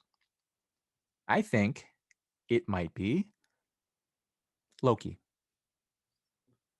Interesting. Because go ahead. I feel like I don't know. It just feels like moves that Loki might do, and if it's to somehow segue into Loki's, or his upcoming standalone series, he's gonna play some part in it, right? Granted, of course, this is tinfoil hat type of theories, right? For me, yeah. I can't pinpoint it, but I have a feeling that it might be Loki. Legit. Some people the more logical reason probably go with Zemo, right? Or maybe even someone that Sharon knows, right? Some people are even saying Some people are even saying Agent Coulson. Yeah, That could be a I've heard possibility, I've heard all kinds of right? names, and obviously the I'm gonna go crazy and out there and just say Loki. It'd be interesting to see Loki in there. And so, but that's me, man. Just but yeah, guys, that's our podcast. Unless you have any other thoughts for this, man. no, I was just saying, just to throw it out there, the character known as the Power Broker is the name Mhm. of this is of course from Wikipedia. The Power Broker is the name of two fictional characters appearing in the Marvel or the American comic books published by Marvel Comics. Power Broker concept was devised by Mark Grunwald as a Mhm. satire to the public obsession with health and fitness. Oh, okay, Mm. whatever. There was an actual guy. Yeah, this is the Curtis Jackson version of Power Broker for Spirit of Machine Man #6. Oh yeah, I see that one. And then there was The the Thing. second Power Broker was for Spirit and Avengers, the Initiative Annual #1 from January of 2008. We don't know, but there, like I said, there is a version of the Power Broker. There's an actual character in Marvel continuity. Yeah. And I don't know what version they're going to go with and whatnot. I think that because it would get too confusing and too Yeah. out of left field. What's the version that I'm seeing out there a lot is this guy. He's got like a jaw thing on his head, Oh yeah, which yeah, is yeah, Curtis Jackson, the head of the corporation. yeah. Um, so we'll have to wait and see. Yeah. It could be a lot of different things. I honestly think that the growing idea, other than Armin Zola, is Sharon Carter. That she is I the heard Power about that Broker. too. So Yeah. again, we'll come up with another question of the week. But if you want to guys continue, head over to our social media accounts on Mhm. Instagram at PS Comics I Love You, and let us know your idea of who you think the Power Broker is, and Yep. what's going to happen. That'll be the question of the week. What do you think is going to happen in Yeah. episode #5? Are we going to see the fallout Yeah. of Cap? Are we going to find more of his history? What, who knows? Well, it would be crazy if the Power Broker was actually old man Steve Rogers. That would be crazy. That'd be crazy. But yeah, guys, continue on. We will probably get back to our regular scheduled broadcasting soon, possibly until unless certain things come up, because my Dewey here, man, he's doing big things, man. He's going back into a sports game, and I'm proud of him Yeah. for doing it, man. So it should be right now. Yeah. Expect unless something strange happens, expect episode #5 of Yep. our wrap up to air Right. either Friday night or sometime Saturday morning when I Saturday get morning, done yeah. editing it. Mhm. And then we will do a regularly scheduled Yeah. episode, record on Sunday or Monday and, Yeah. and release later in the week. So, Yeah, and also, but guys, I'm still, I am still in the process of buying a better freaking either laptop or PC towers to help this freaking man out with just editing and getting clips out there, just to show, smart, just so clips of like what we talk about, because I do say a lot of he and I do say a lot of like clickbaity things, so that'd be good yeah, to possibly do. But yeah, if you guys did if you guys want to show love to our show and are always rocking with us every single week, man, thank you for it. Love you for it. Give us a like on YouTube, on all our social profiles. Was it YouTube, Instagram, Facebook, and of course on our own personal, I guess personal Instagrams. I'm of course JR, not JR cover, not JR also not JR 42 comics. Yeah, also something like that. not JR Not Comics 42. that just shows how. I know my boys' social media handles better than I do. You can find It's me kind of at sad. voice. You can find me at Voice of Reason 23 on all social media Yep. accounts. Yep. I will make sure I post our anchor.fm link. I think you can just find it by going anchor.fm/PS Comics I Love You, and there is an option on there to help fund the show if you'd like. We're not at the level of getting a Patreon yet. Maybe someday. My boy over here is working on OnlyFans. I don't know. He's going back there. COVID restrictions are coming off, so he's hitting back. He's getting back to the gym. So Oh yeah. he's as he says, he's getting OF ready. So Oh man, it's a joke, by the way. It's a joke. Don't be It's looking a up my stuff on joke. on OnlyFans, man. Yeah, Whoa. don't be going over there looking for also not JR Comics 42 on OnlyFans. It would be really funny if somebody asked that already. Man, hilarious. Yeah. But I joke. Our boy is not over there rocking the NC-17. Comic-Con season has con season hasn't started yet, so maybe not yet. Yeah, so. yeah. Some people get beach ready. Some people get sports ready. Some people get con ready. Oh yeah. So yeah. You get JR's got to go full Killmonger at Comic-Con. So all right, guys, thank you so much as always for supporting the show. Don't forget to like and subscribe us on YouTube. If you're watching us here, the buttons right below. Like and subscribe, leave us a comment, share us on social media. If you're listening to us on the podcast group of networks, whether it be Apple Podcasts, Google Podcasts, Spotify, iHeartRadio, or Amazon Music, to name a few. Don't forget to subscribe. Give us that 5-star review if we deserve it. Leave us a comment or a review below. And let your friends know what you heard about us. Hearing a lot of great things, a lot of cool people out there listening to us. Want to give a shout out to a longtime friend of mine. I've known him for almost 10 years. His name is Andrew John. He's actually a sports writer for the Desert Sun. Here at the local paper here. He is yeah. Oh my god, go a little DMX on us. Yeah. Also, of course, as always, give a shout out to our boy Daniel Cueto. It's not a game. Atner listening to us. Yes, I do that all with love. By the way, I do that all with love. So yeah, we got all kinds of cool people listening to us. I appreciate all the support, and thank you guys for making this a podcast we've been doing for 41 weeks straight now. Oh, man, yeah, man, it's been crazy. Incredible. COVID got us motivated, brother. Yeah, bro. And who knows that it would have also. Thank you to the United States government for giving us those stimmy checks, because without that, I would not have some of the stuff that I have in this badass studio. So I am definitely stimulating the economy. So, all right, my guy. All right, everybody. Again, thank you so much. And also, too, we hope next week, JR's been wanting to do this. Hopefully next week on our regular show, we bring back the Flex Pool. Oh, yeah. I've got stacks of books to show off, including a great book that I bought from Sid, a book that I have been looking for almost 4 or 5 years.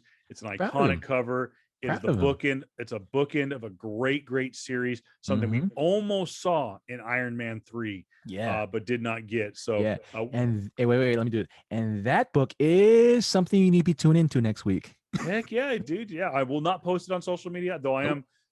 People have been asking, when am I going to post some more of my comic books on social media? I will. I am also going to probably share it next week. I am going to probably let people subscribe to a